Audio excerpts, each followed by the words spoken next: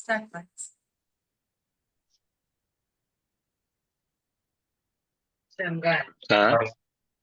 Aunty ಬಚ್ಚವ್ರೆ ಕರ್ಕೊಂಡು aunty ಯಾಕೆಂದ್ರೆ ಇವನು ಸಂಜೆ ಆಯ್ತು ಅಂತ ಹೇಳಿತಾನೆ. ಅದಕ್ಕೆ ನಾನೇ ಒಂದಿನ ರಾತ್ರಿ ಕಳ್ಸಿ ಹೋಗಿಕ್ಕಿಲ್ಲ ಅವ್ರು ನಾಳೆ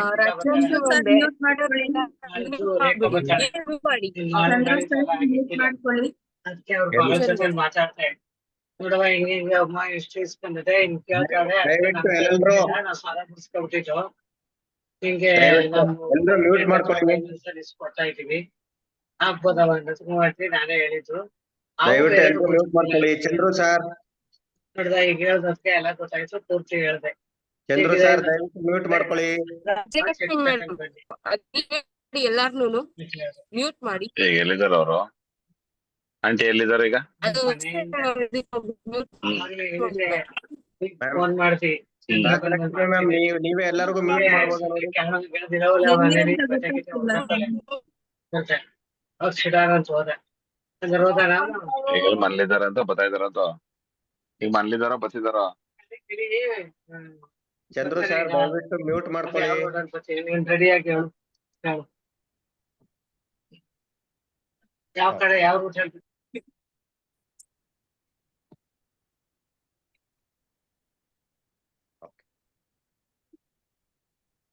ನಾನ್ ಮಾತು ಪ್ರಾರಂಭ ಮಾಡಕ್ ಮುಂಚೆ ಒಂದು ಮನವಿ ಎಲ್ಲರಿಗೂ.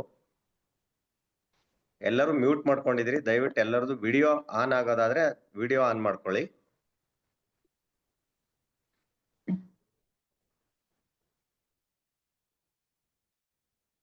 ಎಲ್ಲರಿಗೂ ನಮಸ್ಕಾರ. ಮಲ್ಲಿಕಾರ್ಜುನನ ಕಡೆಯಿಂದ ತಮ್ಮೆಲ್ಲರಿಗೂ ಮೊಟ್ಟ ಮೊದಲನೇದಾಗಿ ಅನುಗ್ರಹ ಆಸ್ಟ್ರೋ ಅಕಾಡೆಮಿಗೆ ಸ್ವಾಗತ ಸುಸ್ವಾಗತ. ನಾವಿವತ್ತು ಜಾಯಿನ್ ಆಗಿರೋದು ಯಾವ ಕ್ಲಾಸು ಅನ್ನೋದು ತಮ್ಮೆಲ್ಲರಿಗೂ ಗೊತ್ತಿರುತ್ತೆ. ಈ ಅನುಗ್ರಹ ಆಸ್ಟ್ರೋ ಅಕಾಡೆಮಿ ಅಂಡರಲ್ಲಿ ಸುಮಾರು ಕ್ಲಾಸಸ್ಗಳು ನಡೀತಾ ಇದೆ ವರ್ಷಗಳಿಂದ. ವರ್ಷ ಕೂಡ ತುಂಬಿದೆ. ನೀವೀಗಾಗಲೇ ಏನ್ ಪಾಮ್ ಹಿಸ್ಟ್ರಿ ಹಸ್ತರೇಖೆ ಅನ್ಬೋದು ಅಥವಾ ಕವಡೆ ಶಾಸ್ತ್ರ ಸುಮಾರಷ್ಟು ಕಲ್ತಿದ್ದೀರಿ. ಇವತ್ತು ನಮ್ಮಲ್ಲಿ ಮೆಂಟರ್ ಆಗಿ ಪರ್ಸಿಪ್ಟ್ರಸ್ ಅಂತ ಕರಿತೀವಿ ನಾವು, ಧ್ಯಾನದ ಬಗ್ಗೆ ಹೇಳ್ಕೊಡ್ಲಿಕ್ಕೆ ಬರ್ತಾ ಇದ್ದಾರೆ ರಾಜಲಕ್ಷ್ಮಿ ಮೇಡಮ್ ಅವರು. ಮೊಟ್ಟ ಮೊದಲನೇದಾಗಿ ನಮ್ಮೊಟ್ಟಿಗೆ ಸೇರಿರುವ ಪ್ರತಿಯೊಬ್ಬ ಮಹಿಳೆಯರಿಗೂ ಅಥವಾ ಈ ಭರತಖಂಡದಲ್ಲಿರುವ ಪ್ರತಿಯೊಬ್ಬ ಮಹಿಳೆಯರಿಗೂ ಇವತ್ತಿನ ತಾಯಂದಿರ ದಿನಾಚರಣೆಯ ಹಾರ್ದಿಕ ಶುಭಾಶಯಗಳು. Thank you sir. ನಾನು Mohan Kumar sir. Thank you sir. ಇವತ್ತು ತಾಯಂದಿರ ದಿನ, ಹಾಗಾಗಿ ತಾಯಂದಿರ ದಿನಾಚರಣೆಯ ಹಾರ್ದಿಕ ಶುಭಾಶಯಗಳು. ನಾವು ಇವತ್ತು ಈ ರಾಜಲಕ್ಷ್ಮಿ ಮೇಡಮ್ ಅವರು ಮೆಂಟರ್ ಆಗಿ ಅವರಿಂದ ನಾವು ಇವತ್ತು ಕಲಿಯಕ್ಕೆ ಹೊರಟಿರೋದು ಸಹಜ ಮಾರ್ಗ ಅನ್ನುವಂಥ ಧ್ಯಾನ ಮಾಡುವಂಥದ್ದೊಂದು ಮೆಡಿಟೇಷನ್. ಇದ್ರ ಬಗ್ಗೆ ಹೇಳಬೇಕು ಅನ್ನೋದಾದ್ರೆ ನಮ್ಗೆ ಭಾರತಕ್ಕೆ ಸಿಕ್ಕಂತ ಸ್ವತಂತ್ರ 47ರಲ್ಲಿ ಏನ್ ಸ್ವತಂತ್ರ ಸಿಕ್ಕಿತ್ತು ಅದಕ್ಕಿಂತಲೂ ಮುಂಚೆಯೇ 1945ರಲ್ಲಿ ರಾಮಚಂದ್ರ ಶಹಜಾನ್ಪುರ್ ಅಂತ ಒಬ್ಬರು ಗುರುಗಳು, ಮಾಸ್ಟರ್ ಅಂತ ಕರಿತೀವಿ ನಾವು. ಇದರಲ್ಲಿ ಯಾರ್ಯಾರು ಈ ಸಂಸ್ಥೆಗೆ ಹೆಡ್ ಆಗಿರ್ತಾರೆ ಅವ್ರಿಗೆ ಮಾಸ್ಟರ್ ಅಂತ ಕರಿತೀವಿ. ಟೀಚರ್ ಆಗಿ ಯಾರು ವರ್ಕ್ ಮಾಡ್ತಾರಲ್ಲ, ಈ ತರ ಧ್ಯಾನಗಳನ್ನ ಯಾರು ಹೇಳ್ಕೊಡ್ತಾರೆ ಅವರಿಗೆ ಪರ್ಸೆಪ್ಟ್ರಸ್ ಇಲ್ಲ ಮೆಂಟರ್ ಅಂತ ಕರೀತಾರೆ. ಅವತ್ತು ಮೊಟ್ಟ ಮೊದಲು ರಾಮಚಂದ್ರ ಶಹಜಾನ್ಪುರ್ ಅಂತ ಹಿರಿಯರೊಬ್ರು ಮಾಸ್ಟರ್ ಆಗಿ ಕೆಲವೊಂದು ನಾನೇನಾದ್ರೂ ನಿಮ್ಗೆ ಹೇಳ್ಕೊಡ್ಬೇಕು ಅನ್ನೋದೇ ಆದ್ರೆ ಅದರ ಬಗ್ಗೆ ನಾನು ತಿಳ್ಕೊಂಡಿರ್ಬೇಕು, ಆವಾಗ್ಲೇ ನಿಮ್ಗೆ ಹೇಳ್ಕೊಡ್ಲಿಕ್ಕಾಗತ್ತೆ.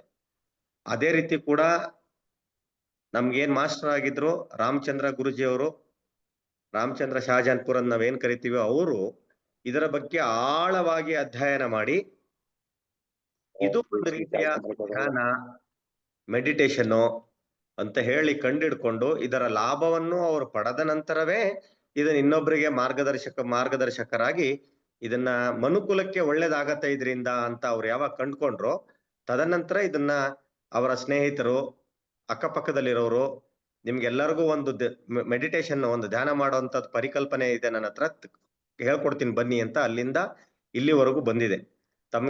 ತಮ್ಗೆಲ್ಲರಿಗೂ ತಿಳಿದಿರ್ಲಿ, ನೂರಾರು ದೇಶಗಳಲ್ಲಿ ಇದಕ್ಕೆ ನಾವು ಇವಾಗ ಹಾರ್ಟ್ಫುಲ್ನೆಸ್ ಅಂತ ಕರಿತೀವಿ. ಸಹಜ ಮಾರ್ಗ, ರಾಮಚಂದ್ರ ಮಿಷನ್ ಅಂತ ಹೆಸರು ಇದಕ್ಕೆ. ರಾಮಚಂದ್ರ ಮಿಷನ್ ನಲ್ಲಿ ಸಹಜ ಮಾರ್ಗ ಅಂತ ಕರಿತಾ ಇದ್ದಾರೆ. ಇವಾಗ ಅದನ್ನ ಹಾರ್ಟ್ಫುಲ್ನೆಸ್ ಅಂತ ಕರಿತಾ ಇದೀವಿ. ಹಾರ್ಟ್ಫುಲ್ನೆಸ್ ವಿಶೇಷತೆ ಏನಂದ್ರೆ, ಹಿಂದೆ ನಮಗೆಲ್ಲ ದೊಡ್ಡ ದೊಡ್ಡ ಸಾಧಕರು ಸಿದ್ಧರು ಎಲ್ಲ ಯೋಗ ಹೇಳ್ಕೊಡ್ತಿದ್ರು. ನೀವು ನೋಡ್ತಿದೀವಲ್ಲ ಯೋಗ, ಪತಂಜಲಿ ಗುರುಜಿ ಯಾರಿದ್ದಾರೆ ಅವರು ಯೋಗ ಹೇಳ್ಕೊಡ್ತಾರಲ್ಲ, ಅದೇ ತರ ಆರೋಗ್ಯಕ್ಕೆ ನಮ್ಮ ದೇಹ, ನಮ್ಮ ಮೈಂಡ್ ಎಲ್ಲವೂ ಆರೋಗ್ಯಕರವಾಗಿರ್ಲಿ ಅಂತ ಹೇಳಕ್ಕೆ ಯೋಗ ಹೇಳ್ಕೊಡ್ತಿದ್ರು. ಅದೇ ರೀತಿ ಇದು ಒಂದು ರೀತಿಯ ಧ್ಯಾನ. ಆದ್ರೆ ಈ ಯೋಗ ನಮ್ಮ ಕೈ ಕಾಲು ಗಟ್ಟಿಯಾಗಿರ್ಲಿ, ಮನಸ್ಸು ಗಟ್ಟಿಯಾಗಿರ್ಲಿ ಅಂತಲ್ಲ, ಇದು ವಿಶೇಷವಾಗಿ ಹೃದಯಕ್ಕೆ ಸಂಬಂಧಪಟ್ಟಂತ ಯೋಗ. ಹಾರ್ಟ್ಫುಲ್ನೆಸ್ ಅಂತಾನೆ ಇದ್ರ ಹೆಸರು. ನಮ್ಮ ಹೃದಯದನ್ನ ನಗ್ನಗ್ತಾ ಇಟ್ರೆ ನಮ್ಮ ತಲೆನಲ್ಲಿರೋ ನರ್ವ್ಗಳು ನಗ್ನಗ್ತಾ ಇರತ್ತೆ, ನಮ್ಮ ಬ್ರೇನ್ ಯಾವಾಗ ನಗ್ನಗ್ತಾ ಇರತ್ತೆ, ನಮ್ಮ ದೇಹವು ನಗ್ನಗ್ತಾ ಇರತ್ತೆ. ಅದೇ ರೀತಿ ನಾವು ಮುಂದೆ ಸಿಕ್ಕವರಿಗೆ ನಾವು ಯಾವಾಗ ಅವ್ರ ಮುಖ ನೋಡಿದಾಗ ನಾವು ಸಪ್ಪೆ ಆಗಿ ಇವ್ರಿಗೆ ಏನಾಗಿದೆ ಅನ್ಬಾರ್ದು. ನಾವು ನಮ್ಮನ್ ಮುಖ ಯಾರು ನೋಡ್ತಾರೋ ಅವ್ರಿಗೆ ನಾವು ಒಂಚೂರು ನಗು ಮುಖ ಕೊಟ್ರೆ ಅವ್ರಿಗೆ ನೋಡಿದ್ರೆ ಏನೋ ಒಂಥರ ಅವ್ರ ಮುಖದಲ್ಲಿ ಚೈತನ್ಯ ಕಾಣತ್ತೆ, ಅವರಲ್ಲಿ ಏನೋ ಒಂದು ವಿಶೇಷತೆ ಇದೆ ಅನ್ನಂಥದ್ದು ಇದ್ರಲ್ಲಿ ಇದೆ ಅಂತ ಅವ್ರು ಕಂಡಿಡ್ದು ಎಲ್ಲರಿಗೂ ಹೇಳ್ಕೊಟ್ಟಿದ್ದಾರೆ. ಅದೇ ರೀತಿ ನೋಡಿ, ನಾವು ಪ್ರತಿನಿತ್ಯ ಬೆಳಗ್ಗೆ ಎದ್ದಾಗಿ ರಾತ್ರಿ ಮಲಗೋವರೆಗೂ ನಮ್ಮ ದಿನನಿತ್ಯದ ಕಾರ್ಯಗಳು ಒಂದಷ್ಟು ಮಾಡ್ತೀವಿ ನಾವು. ಜೀವನಕ್ಕಾಗೋ ಅಥವಾ ಸಂಪಾದನೆಗಾಗೋ ಅಥವಾ ನೆಮ್ಮದಿಯಾಗಿ ಇರ್ಲಿಕ್ಕಾಗಿಯೋ ಎಲ್ಲವೂ ಮಾಡ್ತಾ ಮಾಡ್ತಾ ನಾವು ಅದರಲ್ಲಿ ನೆಮ್ಮದಿನೇ ಕಳ್ಕೊಳ್ತಾ ಇದೀವಿ. ಮನಸ್ಸಿನ ನೆಮ್ಮದಿಯಾಗಿರ್ಬೋದು, ಮಲಗಿದ್ರೆ ನಿದ್ದೆ ಬರಲ್ಲ ಸರಿಯಾಗಿ, ಬೆಳಗ್ಗೆ ಏನಾಗತ್ತೆ ಅಂತ ಚಿಂತೆ ಇರ್ಬೋದು. ಈ ತರದ ದಿನಗಳಲ್ಲಿ ಮತ್ತೆ ಹೇಳ್ತೀವಲ್ಲ ನಾವು ಕೆಲವೊಂದು ಕಥೆಗಳಲ್ಲಿ, ಮರಳಿಗೂಡಿಗೆ ಅಂತ ಹೇಳ್ತೀವಲ್ಲ, ಹಾಗೆ 5 ವರ್ಷ 10 ವರ್ಷದ ಹಿಂದೆ ಬೆಳಗ್ಗೆ ಎದ್ದು 5 ಗಂಟೆ 6 ಗಂಟೆ ಹೊರಗಡೆ ಹೋದ್ರೆ ಯಾರು ವಾಕಿಂಗ್ ಮಾಡೋರು ಸಿಗ್ತಿರ್ಲಿಲ್ಲ. ಇವಾಗ ಹೋಗಿ ನೀವು ಯಾವ ರೋಡ್ಗೆ ಹೋದ್ರು 100 ಜನ ವಾಕಿಂಗ್ ಮಾಡೋರು ಸಿಗ್ತಾರೆ. ಯಾಕೆ ಹೇಳಿ? ಆರೋಗ್ಯ ಚೆನ್ನಾಗಿರ್ಲಿ ಅಂತ. ಅದೇ ರೀತಿ ನಮ್ಮ ಹೃದಯ ಚೆನ್ನಾಗಿದ್ರೇನೆ ನಮ್ಮ ಆರೋಗ್ಯ ಚೆನ್ನಾಗಿರುತ್ತೆ.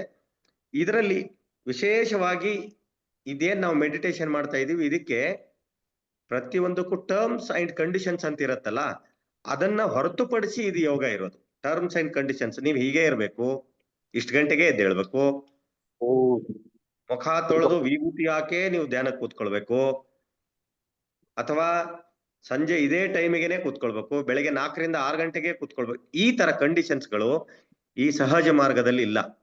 ದಿನದ 24 ಗಂಟೆನಲ್ಲಿ ನಿಮಗೆ 15 ರಿಂದ 20 ನಿಮಿಷ 30 ನಿಮಿಷ ನಿಮ್ಗೆ ಯಾವಾಗ ಸಮಯ ಸಿಗುತ್ತೋ ಆವಾಗ ನೀವು ಕಣ್ಣು ಮುಚ್ಚಿ ಕೂತ್ಕೊಂಡು ಧ್ಯಾನ ಮಗ್ನರಾದ್ರೆ ಅದನ್ನ ಮಾಡೋದು ಹೇಗೆ, ಅದರಿಂದ ಏನೇನ್ ಬೆನಿಫಿಟ್ಗಳು, ನಾನ್ ಕಣ್ಣು ಮುಚ್ಚಿ ಕೂತ್ಕೊಂಡಾಗ ನನ್ನ ಕಣ್ ಮುಂದೆ ಏನೇನೋ ಬರ್ತಾ ಇದೆ, ಇದೇನ್ ಬಂದ್ ಹೋಗತ್ತೆ ಅಂತ ನೀವೆಲ್ಲವೂ ಅನ್ಬೋದು. ಇದೆಲ್ಲವೂ ಏನ್ ಬರುತ್ತೆ, ಏನ್ ಬಂದ್ರೆ ಏನಾಗತ್ತೆ ಅಂತ ನಮ್ಮ ಮೆಂಟರ್ ನಮ್ಗೆ ತಿಳಿಸ್ಕೊಡ್ತಾರೆ. ಹಾಗಾಗಿ ಈ ಸಹಜ ಮಾರ್ಗದ ಎಲ್ಲಾ ಫಲಾನುಭವಿಗಳು ತಾವೆಲ್ಲರೂ, ನೀವು ಎಲ್ಲರೂ ಸೇರ್ಕೊಂಡು ಇದ್ರದ್ದು ವಿಶೇಷತೆಗಳನ್ನು ತಿಳ್ಕೊಂಡು ಇದನ್ನ ನಮ್ಮ ಜೀವನದಲ್ಲಿ ಅಳವಡಿಸ್ಕೊಂಡು ನಮ್ಮ ಜೀವನದಲ್ಲಿ ಪ್ರತಿನಿತ್ಯ ನಮ್ಗೆ ಗೊತ್ತಿಲ್ಲದಾಗೆ ಒಂದಷ್ಟು ನೆಗೆಟಿವ್ಸ್ ನಮ್ ದೇಹದೊಳಗಡೆ ಬರುತ್ತೆ. ಅದನ್ನ ನೀವಿಲ್ಲಿ ಇರೋರು ಎಲ್ಲರೂ ಇದನ್ನ ಒಪ್ಕೊಳ್ತೀರಾ ಅಂತ ನಾನು ಅನ್ಕೊಂಡಿದೀನಿ. ಇದನ್ನ ಹೊಗಲಾಡಿಸೋದು ಹೇಗೆ? ಸ್ವಲ್ಪ ಕಾಲ್ ನೋವು ಇದ್ರೆ ಒಂದ್ ವಾಕಿಂಗ್ ಮಾಡಿದ್ರೆ ಕೈಕಾಲ್ ನೋವು ಕಡಿಮೆ ಆಗತ್ತೆ ಅಂತ ಅನ್ಕೊಂಡಿದೀವಿ. ತಲೆನೋವು ಇದ್ರೆ ಒಂದ್ ಸ್ವಲ್ಪ ತಲೆ ಹೊತ್ಕೊಂಡ್ರೆ ತಲೆನೋವು ಕಡಿಮೆ ಆಗತ್ತೆ ಅಂತ ಗೊತ್ತು. ನಮ್ ದೇಹದೊಳಗಡೆ ಬಂದಿರೋ ನೆಗೆಟಿವಿಟಿನ ಹೊರಗಡೆ ಹೋಗೋದು ಹೇಗೆ, ಅದನ್ನ ತೆಗೆಯೋದು ಹೇಗೆ, ಅದನ್ನ ಈ ಯೋಗದಲ್ಲಿ ಕೊಟ್ಟಿದ್ದಾರೆ ನಮ್ಗೆ ಮಾಸ್ಟರ್ ಆಗಿ, ನಮ್ ಮೆಂಟರ್ ಆಗಿ ಅದನ್ನ ತಿಳಿಸ್ಕೊಡ್ತಾರೆ. ಹಾಗಾಗಿ ಇದನ್ನ ನಮ್ಮ ಜೀವನದಲ್ಲಿ ಅಳವಡಿಸ್ಕೊಂಡು ಒಂದು ಮಾತ್ರ ಹೇಳ್ಬೋದು, ಇದರಲ್ಲಿ ಸುಮಾರು ವರ್ಷಗಳಿಂದ ಈ ಧ್ಯಾನ ನಾನು ಮಾಡ್ತೀನಿ. ಅಗ್ರೆಸಿವ್ನೆಸ್ ಏನಿರುತ್ತೆ, ನಾವು ಮಕ್ಕಳಾಗಿದ್ದಾಗ ಬಾರೋ ಅಂದ್ರೆ ಬರಲ್ಲ ಹೋಗೋ ಅಂತ ಏನ್ ಹೇಳಿರ್ತೀವಿ, ಈ ತರದ ಅಗ್ರೆಸಿವ್ನೆಸ್ ಏನಿರುತ್ತೆ ಇದನ್ನೆಲ್ಲವೂ ಹೋಗ್ಲಾಡಿಸಿ ಕೂಲ್ ಕಾಮ್ ಆಗಿರುವಂತ ವ್ಯಕ್ತಿಯಾಗಿ ನಿಮ್ಮನ್ನ ರೂಪುಗೊಳಿಸುತ್ತೆ. ನಾನೇ ಉದಾಹರಣೆ ಅಂತಾನೂ ಹೇಳ್ಬೋದು. ಸುಮಾರು ಒಂದಷ್ಟು ಜನ ನನಗ್ ಬೈದು ಹೋಗಿರ್ತಾರೆ, ಆದ್ರೂನು ಏನ್ ನಿನಗೆ ಇಷ್ಟೊಂದು ಪೇಷನ್ಸ್ ಇದೆಯಾ ಅನ್ನೋಂಥ ಸ್ನೇಹಿತರ ಮಾತು ನಾನು ಕೇಳಿದೀನಿ. ಅವ್ರು ಯಾಕೆ ನಿನ್ ಮೇಲೆ ಇವತ್ತು ಸಿಟ್ಟಿಗೆ ಬಂದ್ರು ಅಂತಾನು ಕೇಳ್ಬೋದು. ಅವರಿಗೆ ನನ್ನ ಮೇಲೆ ಇವತ್ತಿಗಾಗ ಅನ್ಸಿರುತ್ತೆ, ನಾಳೆಗೆ ಅದನ್ನ ಮತ್ತೆ ಸರಿ ಅನ್ಸ್ಬೋದು. ತಪ್ಪಾಯ್ತು ನನ್ನಿಂದ, ನಿನ್ನೆ ಹಾಗೆ ಮಾತಾಡಬಾರ್ದಾಗಿತ್ತು ಅಂತಾನೂ ಕೂಡ ಬಂದ್ ಕೇಳಿರೋರು ಇದ್ದಾರೆ. ಹಾಗಾಗಿ ನಾವು ಎಷ್ಟು ಕೂಲ್ ಆಗಿ ಎಷ್ಟು ಕಾಮ್ ಆಗಿರ್ತೀವಿ ಅಷ್ಟು ನಮಗೂ ಒಳ್ಳೇದು, ನಮ್ಮ ಜೊತೆಲಿರೋರ್ಗೂ ಒಳ್ಳೇದು. ಇದ್ರ ಬಗ್ಗೆ ಇದರ ವಿಶೇಷತೆಗಳನ್ನ ಇವತ್ತಿನ ನಮ್ಮ ಮೆಂಟರ್ ಆದಂತ ರಾಜಲಕ್ಷ್ಮಿ ಅವರು, ರಾಜಲಕ್ಷ್ಮಿ ಮೇಡಮ್ ಅವರು ನಮ್ಗೆಲ್ಲರಿಗೂ ಇದ್ರದ ಪ್ರತಿಯೊಂದು ಇದರಲ್ಲಿ ಒಂದ್ 2-3 ಬೆಳಗ್ಗೆ ಒಂದ್ 10-15 ನಿಮಿಷ, ರಾತ್ರಿ ಮಲಗೋಕ್ ಮುಂಚೆ ಒಂದ್ 10-15 ನಿಮಿಷ, ಸಂಜೆ ಹೊತ್ತು ಒಂದ್ 20 ನಿಮಿಷ ಏನೇನ್ ಮಾಡ್ಬೇಕು, ಅದಕ್ಕೆ ಏನ್ ಹೇಳ್ತಾರೆ ಅಂತ ಅದನ್ನೆಲ್ಲವನ್ನು ತಿಳಿಸ್ಕೊಡ್ತಾರೆ. ಎಲ್ಲವನ್ನ ಅವರಿಂದ ತಿಳ್ಕೊಳ್ಳುವ, ಇದರ ಅನುಭವವನ್ನ ತಗೊಳ್ಳುವ, ಫಲಾನುಭವಿಗಳಾಗಿ ನಮ್ಮ ಆರೋಗ್ಯನ ನಾವು ಸರಿ ಮಾಡ್ಕೊಳ್ಳುವ, ನಂತರಕ್ಕೆ ನೀವು ಚೆನ್ನಾಗಿರಿ ಅಂತ ಪಕ್ಕದಲ್ಲಿರೋರಿಗೆ ಹೇಳುವ ಅಂತ ನಾನು ಅನ್ಕೊಳ್ತೀನಿ. ಮೊದ್ಲು ನನಗೆ ಒಂದೆರಡು ಮಾತಾಡ್ಲಿಕ್ಕೆ ಅವಕಾಶ ಮಾಡಿಕೊಟ್ಟಂತ ತಮ್ಮೆಲ್ಲರಿಗೂ ನಮಸ್ಕಾರಗಳನ್ನು ತಿಳಿಸಿ ನನ್ನ ಮಾತನ್ನ ಮುಗಿಸ್ತಾ ಇದ್ದೀನಿ. ಧನ್ಯವಾದಗಳು. ಧನ್ಯವಾದಗಳು sir, Mallikarjun sir. Thank you so much. ನಮ್ಗೆ ಮದರ್ಸ್ ಡೇ ವಿಶಸ್ ಮಾಡಿದಕ್ಕೆ ಧನ್ಯವಾದಗಳು. ಹಾಗೆ ನಿಮ್ಮ ತಾಯಿ, ನಿಮ್ಮ ಮಿಸ್ಸಸ್, ಇವರಿಗೆ ಕೂಡ ಮದರ್ಸ್ ಡೇ ವಿಶಸ್ ಅನ್ನ ತಿಳಿಸ್ತಾ ಇದ್ದೀವಿ. Thank you sir. ಎಲ್ರಿಗೂ ಸ್ವಾಗತ. ಎಲ್ಲರಲ್ಲೂ ಒಂದು ವಿನಂತಿ, ಸ್ವಲ್ಪ ಮ್ಯೂಟ್ ಮಾಡ್ಕೊಳ್ಳಿ ಎಲ್ಲರೂ. ನಿಮ್ಮ ಮೈಕ್ ಅನ್ನ ಮ್ಯೂಟ್ ಮಾಡ್ಕೊಳ್ಳಿ. ನಿಮ್ಮ ಏನೇ ಕ್ವಶನ್ ಆನ್ಸರ್ಸ್ ಇದ್ರು ನಾವು ಲಾಸ್ಟಿಗೆ ತಗೊಳ್ಳೋಣ, ಆಯ್ತಾ? ಈಗೊಂದು ಚಿಕ್ಕ ಪ್ರಾರ್ಥನೆಯನ್ನ ಮಾಡಿ ನಾವು ಧ್ಯಾನವನ್ನ ಶುರು ಮಾಡೋಣ. ಮೃದುವಾಗಿ ಕಣ್ಣನ್ನ ಮುಚ್ಕೊಳ್ಳಿ. ಎಲ್ರು ಸ್ಟ್ರೈಟ್ ಆಗಿ ಕೂತ್ಕೊಳ್ಳಿ. ಧ್ಯಾನ ಅಲ್ಲ, ಜಸ್ಟ್ ಒಂದು ಚಿಕ್ಕ ಪ್ರಾರ್ಥನೆಯನ್ನ ಮಾಡಿ ಶುರು ಮಾಡೋಣ ಅಷ್ಟೇ.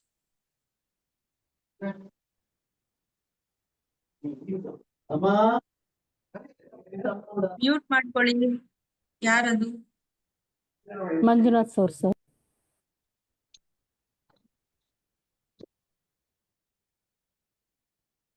ಮೃದುವಾಗಿ ಕಣ್ಣನ್ನ ಮುಚ್ಕೊಳ್ಳಿ. ನಿಮ್ಮ ಮನಸ್ಸನ್ನ ನಿಮ್ಮ ಹೃದಯದ ಕಡೆಗೆ ಕನೆಕ್ಟ್ ಮಾಡ್ಕೊಳ್ಳಿ, ಹೃದಯಕ್ಕೆ. ಅಲ್ಲಿ ನಿಮಗಿಷ್ಟವಾದ ದೇವರನ್ನ ನೆನಪು ಮಾಡ್ಕೊಳ್ಳಿ. ಅಲ್ಲಿ ಒಂದು ಪ್ರಾರ್ಥನೆಯನ್ನ ಸಲ್ಲಿಸಿ.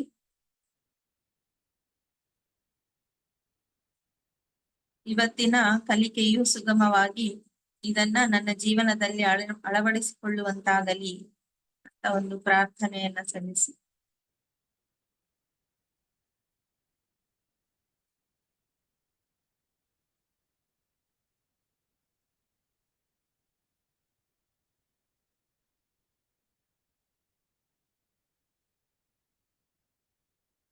ಹಾಗೆ ನಿಮ್ಮ ಗುರು ಹಿರಿಯರಿಗೆ, ನಿಮ್ಮ ತಂದೆ ತಾಯಿಗಳಿಗೆ, ನಿಮ್ಮ ಕುಲದೇವರಿಗೆ ಎಲ್ಲರಿಗೂ ಒಂದು ನಮಸ್ಕಾರಗಳನ್ನ ತಿಳಿಸಿ.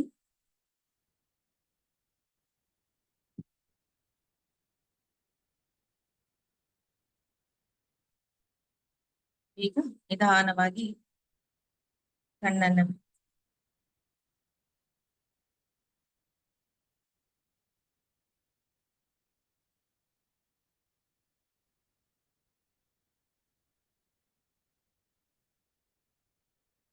ಧ್ಯಾನ ಅಂತ ಅಂದ್ರೆ ಏನು?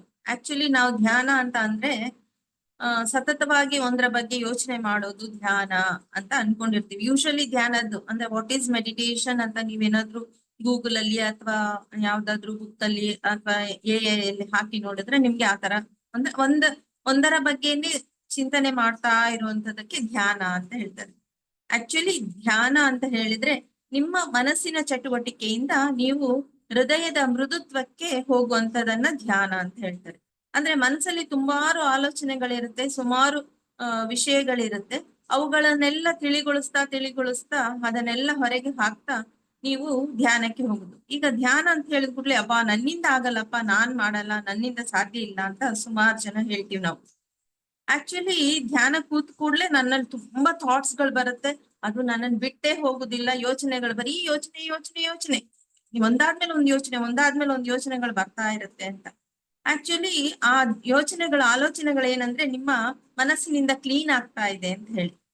ಆಗ ನಾವೇನ್ ಮಾಡ್ಬೇಕು ಅಂದ್ರೆ ಆ ಆಲೋಚನೆಗಳ ಹಿಂದೆ ಹೋಗ್ಬಾರ್ದು, ನಮ್ಮನ್ನ ನಾವು ನೆನಪು ಮಾಡ್ಕೊಳ್ಬೇಕು. ನಾನು ಧ್ಯಾನ ಮಾಡ್ತಾ ಇದ್ದೀನಿ, ನಾನು ಹೃದಯದಲ್ಲಿ ಧ್ಯಾನ ಮಾಡ್ತಿದ್ದೀನಿ. ಈ ರಾಜಯೋಗ ಪದ್ಧತಿಯಲ್ಲಿ ಇದು ನಾವು ಮಾಡ್ತಾ ಇರುವಂತಹ ಧ್ಯಾನ ಹೃದಯದಲ್ಲಿ ಮಾಡುವಂತ ಧ್ಯಾನ.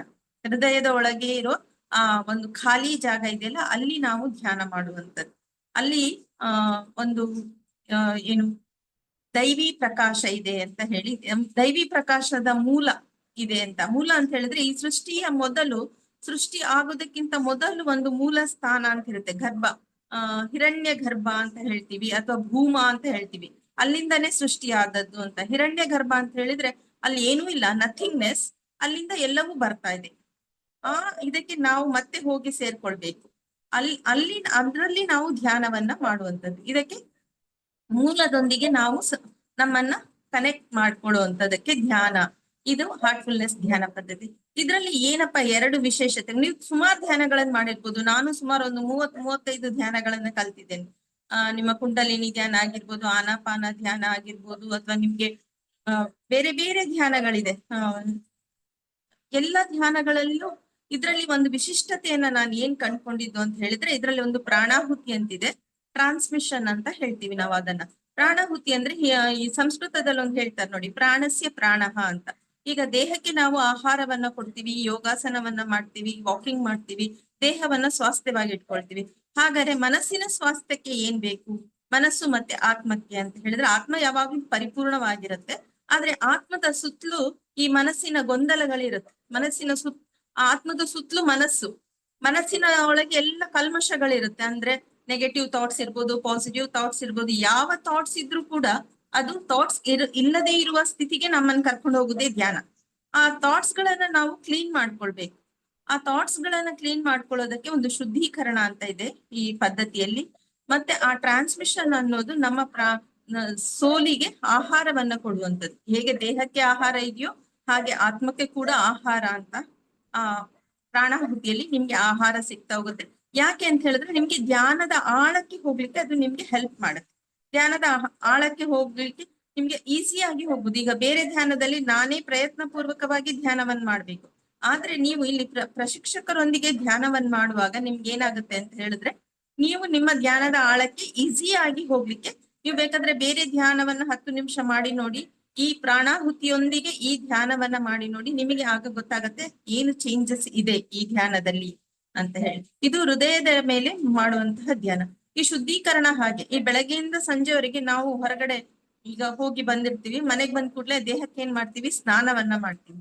ಹಾಗೆ ಮನಸ್ಸಿನ ಸ್ನಾನ ಅಂತ ಹೇಳಿದ್ರೆ ಇದು ಶುದ್ಧೀಕರಣ. ಅದು ಸ್ನಾನ ಮಾಡಿದ ಕೂಡಲೇ ನಾವೆಷ್ಟು ಲವಲವಿಕೆಯಿಂದ ಇರ್ತೀವಿ, ಅಂದ್ರೆ ಖುಷಿ ಆಗತ್ತೆ ನಮ್ಮ ದೇಹಕ್ಕೆ. ಹಾಗೆ ಮನಸ್ಸು ಕೂಡ ತುಂಬಾ ರಿಜುನಿವೇಟ್ ಆಗತ್ತೆ, ಅಂದ್ರೆ ಒಂದು ಪ್ರಫುಲ್ಲತೆಯನ್ನ ಪಡೆಯುತ್ತೆ. ಈ ಶುದ್ಧೀಕರಣವನ್ನ ಸಾಯಂಕಾಲ ಮಾಡುವಂಥದ್ದು. ಈ ಧ್ಯಾನ ಯಾರೆಲ್ಲ ಮಾಡ್ಬೋದು ಅಂತ ಹೇಳಿದ್ರೆ, 16 ವರ್ಷಕ್ಕೆ ಮೇಲ್ಪಟ್ಟವರು ಯಾರು ಕೂಡ ಈ ಧ್ಯಾನವನ್ನ ಮಾಡ್ಬೋದು.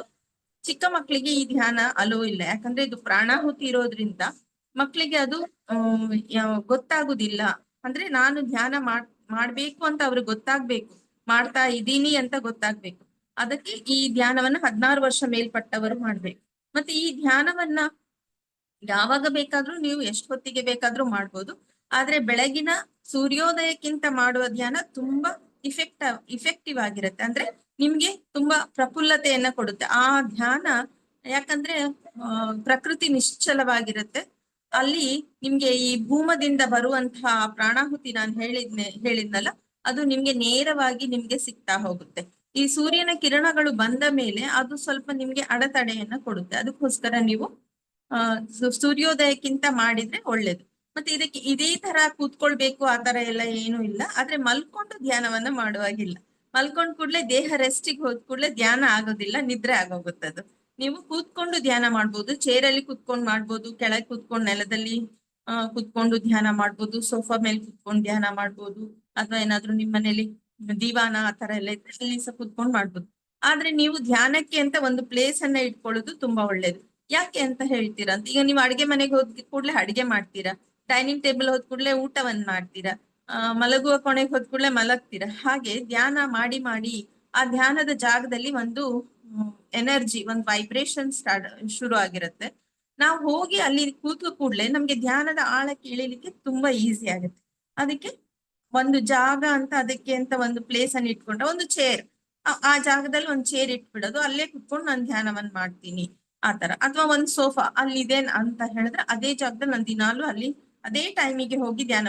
ಈಗ ನೀವು ಟೈಮ್ ಯಾಕೆ ತುಂಬಾ ಮುಖ್ಯ ಅಂತ ಹೇಳಿದ್ರೆ, ನೀವು ಬೆಳಗ್ಗೆ ದಿನ ಒಂದು 7:30ಗೆ ತಿಂಡಿ ತಿನ್ಲಿಕ್ಕೆ ಸ್ಟಾರ್ಟ್ ಮಾಡಿ, ಒಂದು 20 ದಿವಸ 10 ದಿವಸ ತಿಂಡಿ ತಿನ್ನಿ.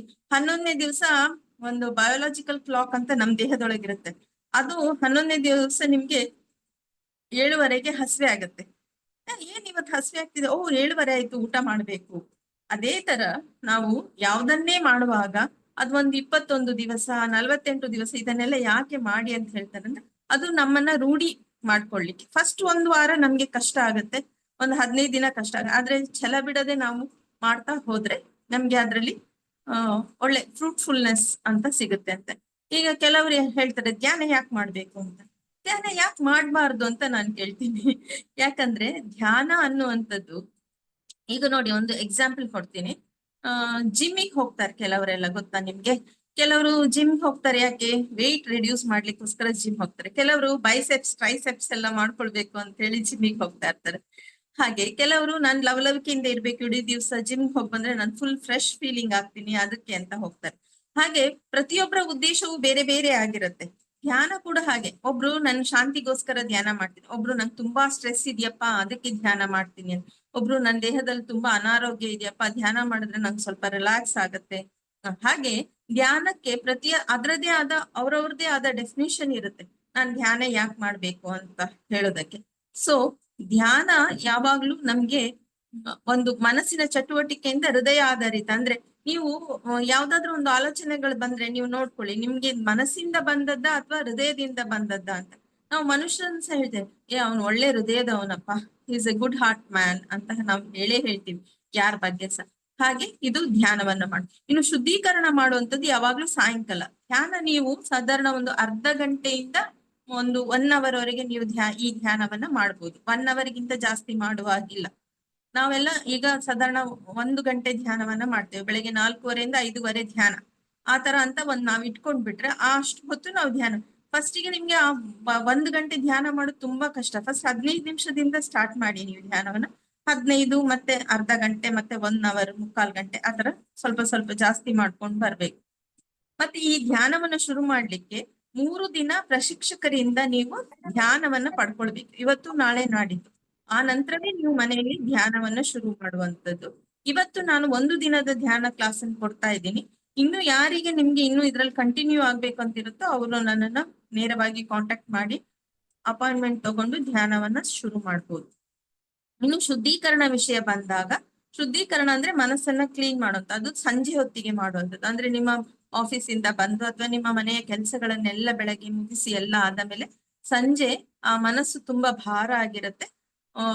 ಊಟಕ್ಕಿಂತ ಮೊದಲು, ರಾತ್ರಿಯ ಊಟಕ್ಕಿಂತ ಮೊದಲು ಸಂಜೆ ಹೊತ್ತಿಗೆ ಒಂದು ಶುದ್ಧೀಕರಣವನ್ನ ಮಾಡಿ. ಇದು ಆಕ್ಟಿವ್ ಪ್ರೋಸೆಸ್. ಧ್ಯಾನದಲ್ಲಿ ನೀವು ಪ್ಯಾಸಿವ್ ಆಗಿರ್ತೀವಿ. ಪ್ಯಾಸಿವ್ ಅಂತ ಹೇಳಿದ್ರೆ ನಿಮ್ಗೇನು ಅಷ್ಟು ಗಮನ ಹರಿಸ್ಬೇಕು ಅಂತಿಲ್ಲ. ಇದ್ರಲ್ಲಿ ಪ್ರತಿಯೊಂದು ವಿಷಯವನ್ನು ಸಹ ನಾವು ನಮ್ಮ ವಿಲ್ ಪವರ್ ಯೂಸ್ ಮಾಡಿ, ನಮ್ಮ ಸಂಕಲ್ಪ ಶಕ್ತಿಯನ್ನ ಯೂಸ್ ಮಾಡಿ ಈ ಶುದ್ಧೀಕರಣವನ್ನ ಆಗ ಶುದ್ಧೀಕರಣ ಮಾಡಿದಾಗ ನಿಮ್ಗೆ ಧ್ಯಾನ ತುಂಬಾ ಸುಲಭವಾಗಿ ಆಗತ್ತೆ. ಯಾಕಂದ್ರೆ ಈಗ ನಾವು ಧ್ಯಾನ ಮಾಡಿದ ಕೂಡಲೇ ಎಲ್ಲವೂ ಏನು ಸ್ಟ್ರಾಂಗ್ ಆಗ್ಬಿಡುತ್ತೆ ಮನ್ಸಿನೊಳಗೆ. ನೆಗೆಟಿವ್ ಸ್ಟ್ರಾಂಗ್ ಆಗುತ್ತೆ, ಪಾಸಿಟಿವ್ ಸ್ಟ್ರಾಂಗ್ ಆಗುತ್ತೆ. ಈ ನೆಗೆಟಿವ್ ಸ್ಟ್ರಾಂಗ್ ಆದ ಕೂಡಲೇ ಏನಾಗುತ್ತೆ, ನಾವು ಅದ್ರಾಗೆ ನಡ್ಕೊಳ್ಳಿಕ್ಕೆ ಶುರು ಮಾಡ್ತಿರ್ತೀವಿ. ಅದಕ್ಕಿಂತ ನಾವು ಶುದ್ಧೀಕರಣ ಮಾಡ್ಕೊಂಡಾಗ ನಾಳೆ ಬೆಳಗ್ಗೆ ನಿಮ್ಗೆ ಧ್ಯಾನ ಮಾಡ್ಲಿಕ್ಕೆ ತುಂಬಾ ಸುಲಭ ಆಗುತ್ತೆ. ಮತ್ತೆ ಈ ಧ್ಯಾನ ಪದ್ಧತಿಯಲ್ಲಿ 9 ಗಂಟೆಗೆ ನಾವು ಒಂದು ವಿಶ್ವ ಪ್ರಾರ್ಥನೆ ಅಂತ ಮಾಡ್ತೇವೆ. ವಿಶ್ವ ಪ್ರಾರ್ಥನೆ ಅಂದ್ರೆ ಎಲ್ಲ ಸಹೋದರ ಸಹೋದರಿಯರು, ಅಂದ್ರೆ ನಮ್ಮ ರಿಲೇಷನ್ಸ್ ಅಂತಲ್ಲ, ಸಹೋದರ ಸಹೋದರಿ ಎಲ್ಲ, ಪ್ರತಿಯೊಬ್ಬ ಮನುಷ್ಯನು ನಮ್ಮ ಸಹೋದರ ಸಹೋದರಿ. ಅಂದ್ರೆ ಎನರ್ಜಿ ಲೆವೆಲ್ ಅಲ್ಲಿ we are connected each other ಅಂತೇಳಿ, ವೈಬ್ರೇಷನ್ ಲೆವೆಲ್ ಅಲ್ಲಿ ನಾವೆಲ್ಲರೂ ಒಬ್ರಿಗೊಬ್ರು. ಈ ಭಗವದ್ಗೀತೆಯಲ್ಲಿ ಕೃಷ್ಣ ಹೇಳ್ತಾನೆ ನೋಡಿ, ನಿಮ್ಮನ್ನೆಲ್ಲರನ್ನು ನಾನು ಒಂದು ದಾರದಲ್ಲಿ ಮುತ್ತುಗಳ ತರ ಪೋಣಿಸಿದ್ದೀನಿ ಅಂತ ಹೇಳ್ತಾರೆ. ಹಾಗೆ ನಾವೆಲ್ಲರೂ ಧ್ಯಾನದಲ್ಲಿ ಈ ಪ್ರಪಂಚದಲ್ಲಿ ಒಬ್ರಿಗೊಬ್ರು connected at energy level. So ಆದ್ರಿಂದ ನಾವು ಎಲ್ಲಾ ಸಹೋದರ ಸಹೋದರಿಯರಿಗೋಸ್ಕರ 9 ಗಂಟೆಗೆ ವಿಶ್ವ ಪ್ರಾರ್ಥನೆಯನ್ನ ಮಾಡ್ತೀವಿ. ಮತ್ತೆ ರಾತ್ರಿ ನಾವು ಮಲಗುವ ಮೊದಲು ಬೆಡ್ ಟೈಮ್ ಪ್ರೇಯರ್ ಅಂತ ಹೇಳ್ತೀವಿ. ಅಂದ್ರೆ ಬೆಳಗ್ಗೆಯಿಂದ ಸಂಜೆವರೆಗೆ ನಾವೆಲ್ಲ ಏನ್ ಮಾಡಿದೀವಿ ಕೆಲಸಗಳು, ಯಾರಿಗೆ ನೋವು ಮಾಡಿದೀವಿ ಅದಕ್ಕೆಲ್ಲ ಕ್ಷಮೆಯನ್ನ ಕೇಳ್ತಾ, ಅಂದ್ರೆ ದೇವರು ನಮ್ಮ ಮುಂದೆ ದೇವರಿದ್ದಾರೆ ಅಂತ ಹೇಳಿ ಅವ್ರ ಹತ್ರ ನಮ್ಮ ಎಲ್ಲ ದಿನದ ವರದಿಯನ್ನ ಒಪ್ಪಿಸಿ ಕ್ಷಮೆ, ನಾವು ಏನಾದ್ರೂ ಹರ್ಟ್ ಮಾಡಿದ್ರೆ ಕ್ಷಮೆ ಮಾಡಿ ಅವರಿಗೆ, ಅಥವಾ ನಮಗೆ ಬೇರೆಯವರಿಂದ ಹರ್ಟ್ ಆಗಿದ್ರೆ ಅವರನ್ನ ಕ್ಷಮಿಸಿ ನಾವು ಆ ದಿನ ಪ್ರಾರ್ಥನೆಯನ್ನ ಮುಗಿಸಿ ಮಲ್ಕೊಳ್ಳೋದು. ಇದು ಈ 4 ವಿಧಗಳು ಇದರಲ್ಲಿ: ಬೆಳಗಿನ ಧ್ಯಾನ, ಸಂಜೆಯ ಶುದ್ಧೀಕರಣ, 9 ಗಂಟೆ ವಿಶ್ವ ಪ್ರಾರ್ಥನೆ, ಮತ್ತೆ ರಾತ್ರಿಯ ನಮ್ಮ ಬೆಡ್ ಟೈಮ್ ಪ್ರೇಯರ್, ಅಂದ್ರೆ ಮಲಗುವ ಮುನ್ನ ಮಾಡುವ ಧ್ಯಾನ ಅಥವಾ ಪ್ರಾರ್ಥನೆ ಅಂತ ಹೇಳ್ಬೋದು. ಇದು 4 ಪಿಲ್ಲರ್ಸ್ ಅಂತ ಹೇಳ್ಬೋದು ನಾವು.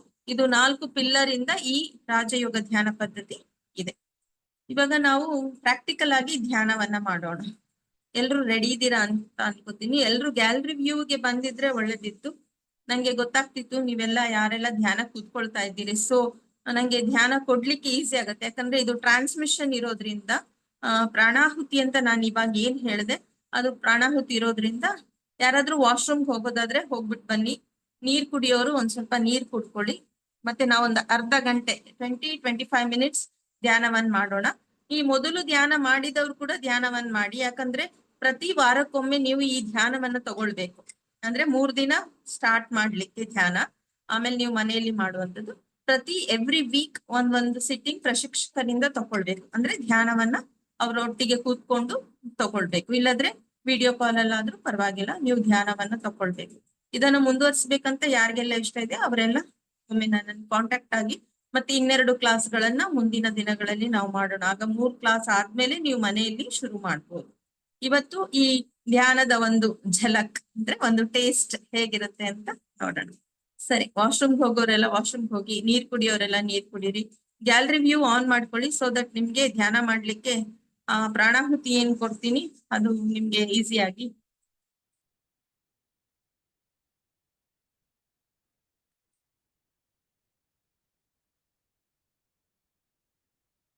ನೀರ್ ಕುಡಿಯೋರೆಲ್ಲ ಸ್ವಲ್ಪ ನೀರ್ ಕುಡ್ಕೊಳ್ಳಿ. ನಾನು ಹೇಳೋವರೆಗೆ ಕಣ್ಣನ್ನು ತೆಗಿಬಾರ್ದು. ಆರಾಮಾಗಿ ರಿಲ್ಯಾಕ್ಸ್ ಆಗಿ ಕೂತ್ಕೊಳ್ಳಿ. ಚೇರ್ ಆಗ್ಬೋದು, ಸೋಫಾ ಆಗ್ಬೋದು. ಕಾಲು ಉದ್ದ ಇಟ್ಕೊಳ್ಬೇಕಾದ್ರೆ ಉದ್ದದಲ್ಲಿ ಇಟ್ಕೊಂಡು ಕೂತ್ಕೊಳ್ಳಿ. ಕಾಲ್ ಮಡ್ಸಿ ಕೂತ್ಕೊಳ್ಳಿಕ್ ಸಾಧ್ಯ ಇದ್ರೆ ಮಡ್ಸಿ ಕೂತ್ಕೊಳ್ಳಿ. ಇದೇ ಭಂಗಿ ಈ ತರನೇ ಕೂತ್ಕೊಳ್ಬೇಕು ಪೋಸ್ಚರ್ ಅಂತ ಆತರ ಏನಿಲ್ಲ. ಹೇಗ್ ಬೇಕಾದ್ರೂ ಕೂತ್ಕೊಳ್ಬೋದು, ಮಲಗುವಾಗಿಲ್ಲ ಅಷ್ಟೇ. ಮತ್ತೆ ತಲೆಯನ್ನ ಹಿಂದೆ ವರ್ಗಿಸ್ಬೇಡಿ, ತಲೆ ಸ್ವಲ್ಪ ಮುಂದೆ ಇರ್ಲಿ. ಬೆನ್ನು ನೇರವಾಗಿರ್ಲಿ, ಹಿಂದೆ ವರ್ಗಿ ಕೂತ್ಕೊಳ್ಳಿ ಆರಾಮಾಗಿ. ಒಂದು ಅರ್ಧ ಗಂಟೆ ನಿಮ್ಮಿಂದ ಕೂತ್ಕೊಳ್ಳಿಕ್ಕೆ ಸಾಧ್ಯ ಇದೆ ಅನ್ನುವಷ್ಟು ರಿಲ್ಯಾಕ್ಸ್ ಆಗಿ ನೀವು ಕೂತ್ಕೊಳ್ಳಿ. ನಾನು ಇನ್ಸ್ಟ್ರಕ್ಷನ್ಸ್ ಕೊಡ್ತಾ ಹೋಗ್ತೀನಿ, ಅದನ್ನ ಫಾಲೋ ಮಾಡ್ತಾ ಹೋಗಿ. ಓಕೆನಾ? ನಾನು ಕಣ್ ತೆಗಿರಿ ಅಂತ ಹೇಳುವವರೆಗೆ ಕಣ್ಣನ್ನ ತೆಗಿಬೇಡಿ.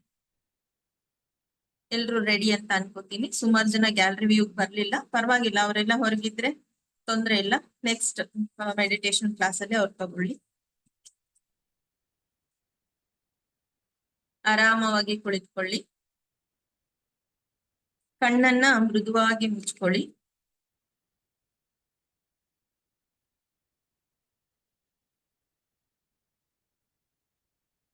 ಈಗ ರಿಲ್ಯಾಕ್ಸೇಷನ್ ಮಾಡೋಣ. ದೇಹದ ರಿಲ್ಯಾಕ್ಸೇಷನ್ ಆದ್ಮೇಲೆ ಧ್ಯಾನವನ್ನ ಹಾಗೆ ಮುಂದುವರಿಸಿದ್ರೆ ಆಯ್ತು.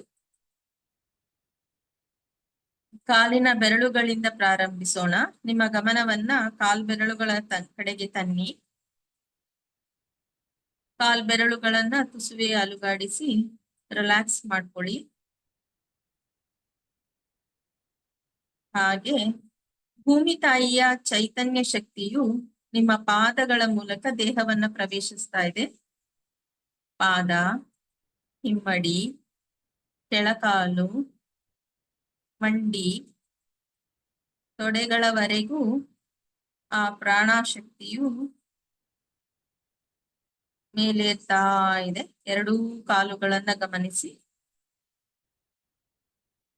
ಆ ಚೈತನ್ಯವು, ಭೂಮಿ ತಾಯಿಯ ಚೈತನ್ಯವು ನಿಮ್ಮ 2 ಕಾಲಿನ ಸ್ನಾಯುಗಳನ್ನ ರಿಲ್ಯಾಕ್ಸ್ ಮಾಡ್ತಾ ಇದೆ, ವಿಶ್ರಾಂತಗೊಳಿಸ್ತಾ ಇದೆ. 2 ಕಾಲಿನ ಸ್ನಾಯುಗಳು ರಿಲ್ಯಾಕ್ಸ್ ಆಗಿರೋದನ್ನ ಸೂಕ್ಷ್ಮವಾಗಿ ಗಮನಿಸಿ.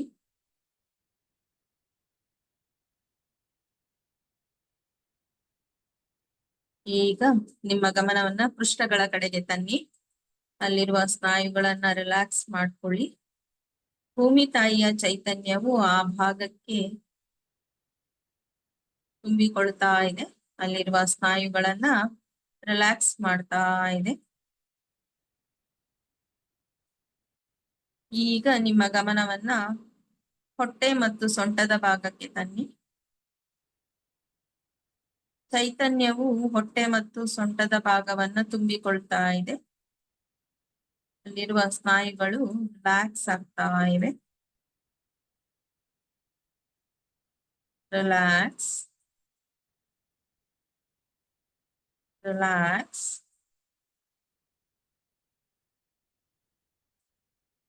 ಈಗ ನಿಮ್ಮ ಗಮನವನ್ನ ಬೆನ್ನಿನ ಭಾಗಕ್ಕೆ ತನ್ನಿ. ಕುತ್ತಿಗೆಯ ಕೆಳತುದಿಯಿಂದ ಬೆನ್ನುಮೂಳೆಯ ಕೆಳತುದಿಯವರೆಗೂ ಇಡೀ ನಿಮ್ಮ ಬೆನ್ನಿನ ಭಾಗ, ಬಲಭುಜದಿಂದ ಎಡಭುಜದವರೆಗೂ ಭೂಮಿಯ ತಾಯಿಯ ಚೈತನ್ಯವು ತುಂಬಿಕೊಳ್ತಾ ಇದೆ. ಇಡೀ ನಿಮ್ಮ ಬೆನ್ನನ್ನ, ಸ್ನಾಯುಗಳನ್ನ ರಿಲ್ಯಾಕ್ಸ್ ಮಾಡ್ತಾ ಇದೆ. Relax, relax. ಈಗ ನಿಮ್ಮ ಗಮನವನ್ನ ಎದೆಯ ಭಾಗಕ್ಕೆ ತನ್ನಿ. ಚೈತನ್ಯವು ನಿಮ್ಮ ಎದೆಯ ಭಾಗವನ್ನ ತುಂಬಿಕೊಳ್ತಾ ಇದೆ. ಅಲ್ಲಿರುವ ಸ್ನಾಯುಗಳನ್ನೆಲ್ಲ ರಿಲ್ಯಾಕ್ಸ್ ಮಾಡ್ತಾ ಇದೆ. Feel the relax, relax.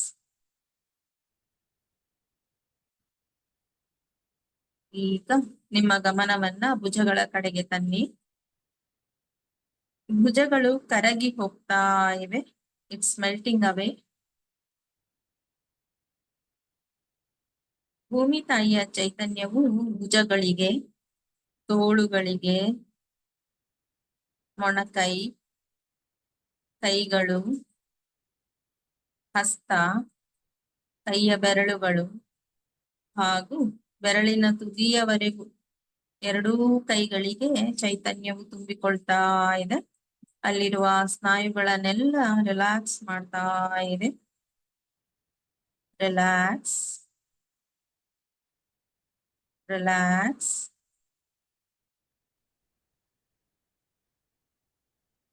ಈಗ ನಿಮ್ಮ ಗಮನವನ್ನ ಕುತ್ತಿಗೆಯ ಭಾಗಕ್ಕೆ ತನ್ನಿ. ಕುತ್ತಿಗೆಯ ಸ್ನಾಯುಗಳನ್ನ ಸಡಿಲಗೊಳಿಸಿ ಭೂಮಿ ತಾಯಿಯ ಚೈತನ್ಯವು ನಿಮ್ಮ ಕುತ್ತಿಗೆಯ ಭಾಗಕ್ಕೆ ಮೇಲೇರ್ತಾ ಇದೆ, ತುಂಬಿಕೊಳ್ತಾ ಇದೆ. ಕುತ್ತಿಗೆಯು ರಿಲ್ಯಾಕ್ಸ್ ಆಗಿರುವುದನ್ನ ಗಮನಿಸಿ. ಈಗ ನಿಮ್ಮ ಗಮನವನ್ನ ಮುಖ ಮತ್ತು ತಲೆಯ ಭಾಗಕ್ಕೆ ತನ್ನಿ. ಮುಖದಲ್ಲಿ ಗಲ್ಲ, ದವಡೆಗಳು, ಬಾಯಿ, ಕೆನ್ನೆಗಳು, ಕಿವಿಗಳು, ಮೂಗು, ಕಣ್ಣುಗಳು, ಹುಬ್ಬುಗಳು, ಹಣೆಯ ಭಾಗ, ತಲೆಯ ಮುಂಭಾಗ ಹಾಗೂ ತಲೆಯ ಹಿಂಭಾಗವನ್ನ ಈ ಚೈತನ್ಯವು ತುಂಬಿಕೊಳ್ತಾ ಇದೆ. ನಿಮ್ಮ ಮುಖ ಮತ್ತು ತಲೆಯ ಭಾಗವು ರಿಲ್ಯಾಕ್ಸ್ ಆಗಿರುವುದನ್ನ ಗಮನಿಸಿ. Totally relaxed, relaxed. ಈಗ ನೆತ್ತಿಯಿಂದ ಕಾಲಿನ ಬೆರಳಿನ ತುದಿಯವರೆಗೂ ಒಮ್ಮೆ ನಿಮ್ಮ ದೇಹವನ್ನ ಸ್ಕ್ಯಾನ್ ಮಾಡಿ ಗಮನಿಸಿ. ಎಲ್ಲಿಯಾದರೊಮ್ಮೆ ಬಿಗಿತನ, ಒತ್ತಡ ಅಂತ ಅನಿಸಿದ್ರೆ ಆ ಭಾಗಕ್ಕೆ ಭೂಮಿ ತಾಯಿಯ ಚೈತನ್ಯವನ್ನ ಹರಿಸಿ ಅಲ್ಲಿರುವ ಭಾಗವನ್ನ, ಅಲ್ಲಿರುವ ನೋವು, ಒತ್ತಡವನ್ನ ವಿಶ್ರಾಂತಗೊಳಿಸಿ, ಸಡಿಲಗೊಳಿಸಿ, ರಿಲ್ಯಾಕ್ಸ್ ಮಾಡ್ಕೊಳ್ಳಿ.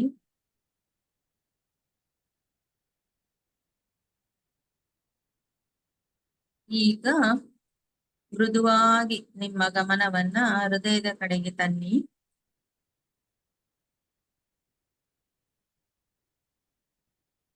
ಹೃದಯದೊಳಗೆ ಪ್ರೇಮ ಮತ್ತು ಭಕ್ತಿಯು ತುಂಬಿಕೊಂಡಿದೆ.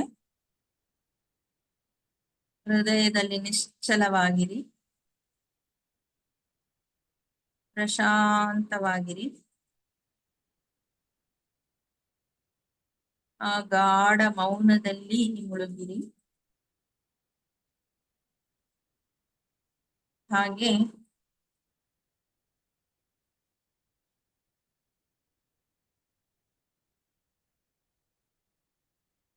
ದೈವಿ ಪ್ರಕಾಶದ ಮೂಲವು ನಿಮ್ಮ ಹೃದಯದಲ್ಲಿದೆ. ಅದು ನಿಮ್ಮನ್ನ ತನ್ನತ್ತ ಸೆಳಿತಾ ಇದೆ.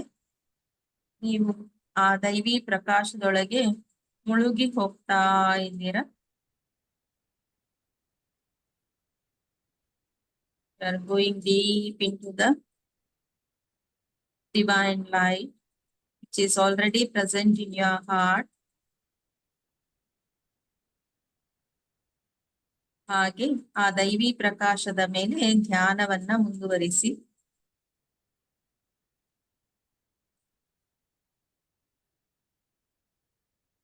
Please start meditation.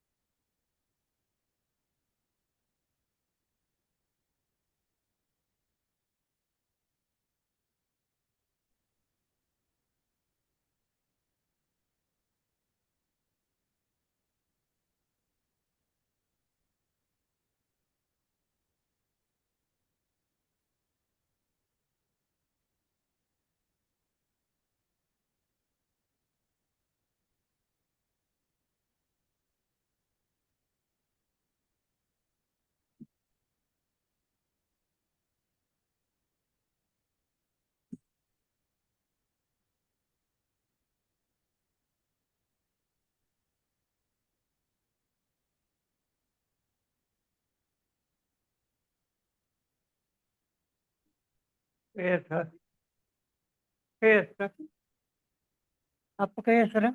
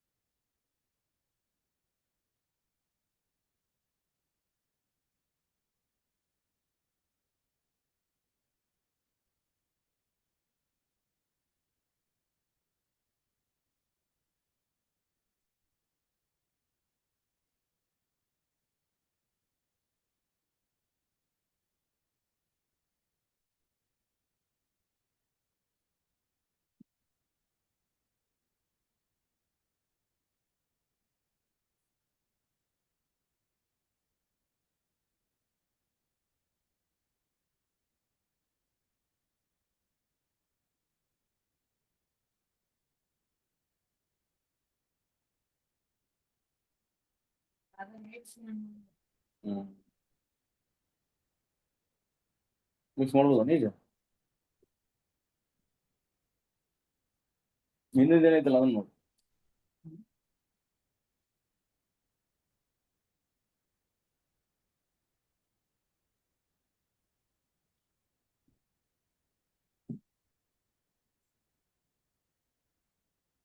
ಬಿಡೋದನ ಮಕ್ಕ ಹೋಗ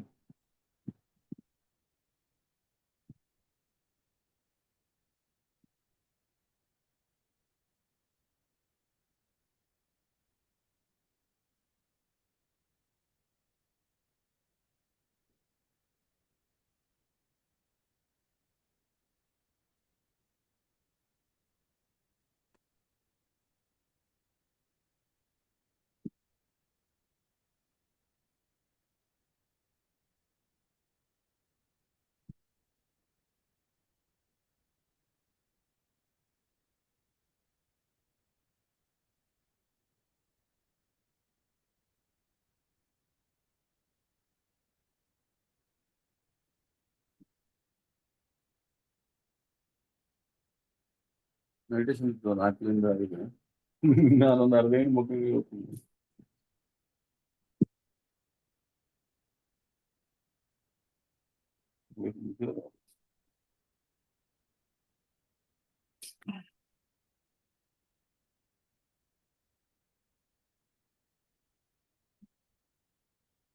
ನಿಧಾನವಾಗಿ ಕಣ್ಣನ್ನ ಓಪನ್ ಮಾಡಿ.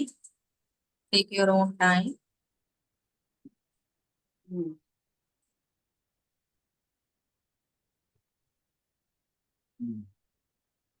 What A beautiful is super ಕಷ್ಟ ಅದು ನಿಮ್ಮ ಬೇಡ ನಿಮ್ಮ ಮಕ್ಕ ಬೇಡ ನೋಡ್ಕೊಂಡು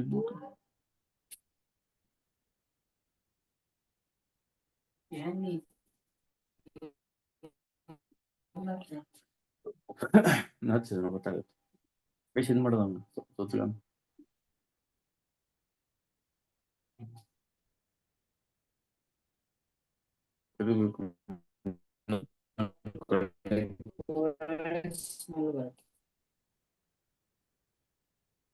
ಚೋಲಪ್ಪ ಸರ್ ಮ್ಯೂಟ್ ಮಾಡ್ಕೊಳ್ಳಿ ಸ್ವಲ್ಪ.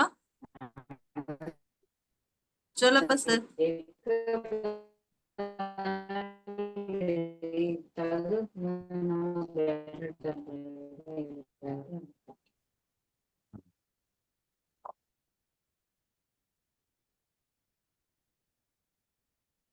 ಈ ಧ್ಯಾನದಲ್ಲಿ ಸಿಕ್ಕಿರುವ ಸ್ಥಿತಿಯನ್ನ ನೀವು ಅದನ್ನ ಮೇಂಟೈನ್ ಮಾಡ್ಬೇಕು. ನಿಮ್ಮ ಎಲ್ಲ ಜೀವನದ ಏನೆಲ್ಲ ಕೆಲಸಗಳನ್ನ ಮಾಡ್ತೀರಿ ಅದ್ರೊಟ್ಟಿಗೆ ಈ ಧ್ಯಾನ ಏನು ನಿಮ್ಗೆ ಪ್ರಶಾಂತತೆಯನ್ನು ತಂದಿರುತ್ತೆ ಅದನ್ನ ಎಲ್ಲ ನಿಮ್ಮ ಜೀವನದಲ್ಲಿ ನೀವು ಅದನ್ನ ಅಳವಡಿಸ್ಕೊಳ್ತಾ ಹೋಗ್ಬೇಕು. ನೀವ್ ಏನೇ ಕೆಲಸ ಮಾಡುವಾಗ ಆ ಧ್ಯಾನದ ಒಂದು ಸ್ಥಿತಿಯನ್ನ ಮನಸ್ಸಲ್ಲಿ ತಂದ್ಕೊಂಡು ಅದನ್ನ ಮಾಡುವಂತ.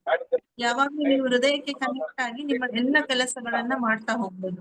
ಪ್ರಪಂಚದ ಎಲ್ಲ ಕೆಲಸಗಳನ್ನು ಅಡಿಗೆ ಮಾಡುವಾಗ ಹೃದಯಕ್ಕೆ ಕನೆಕ್ಟ್ ಮಾಡಿ ಹೃದಯದಿಂದ ಅಡಿಗೆಯನ್ನ ಮಾಡಿ. ನೀವೇನಾದ್ರೂ ಬಿಸ್ನೆಸ್ ಮಾಡ್ಬೇಕಾದ್ರೆ ಫಸ್ಟ್ ನೀವು ಹೃದಯಕ್ಕೆ ಕನೆಕ್ಟ್ ಆಗಿ ಮತ್ತೆ ಬಿಸ್ನೆಸ್ ಮಾಡಿ. ಹೀಗೆ ಪ್ರತಿಯೊಂದನ್ನು ನೀವು ಮಾಡುವಾಗ ಈ ಧ್ಯಾನಕ್ಕೆ ನಿಮ್ಮ ಹೃದಯವನ್ನ ಮನಸ್ಸನ್ನ ನಿಮ್ಮ ಹೃದಯಕ್ಕೆ ಕನೆಕ್ಟ್ ಮಾಡ್ಕೊಂಡು ಧ್ಯಾನವನ್ನ ಮಾಡುವಂಥದ್ದು. ಈ ಶಂಕರಪ್ಪ ಸರ್ ನಾನ್ ನಿಮ್ಗೆ ಅನ್ಮ್ಯೂಟ್ ಮಾಡ್ತೀನಿ 1 ನಿಮಿಷ. ಈ ಧ್ಯಾನ ಪದ್ಧತಿ 200 ಕಂಟ್ರಿಗಳಲ್ಲಿ ಇದೆ.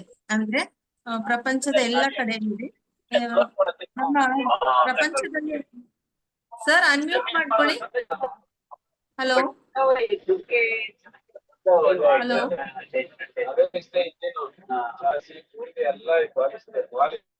Anusha ma'am unmute.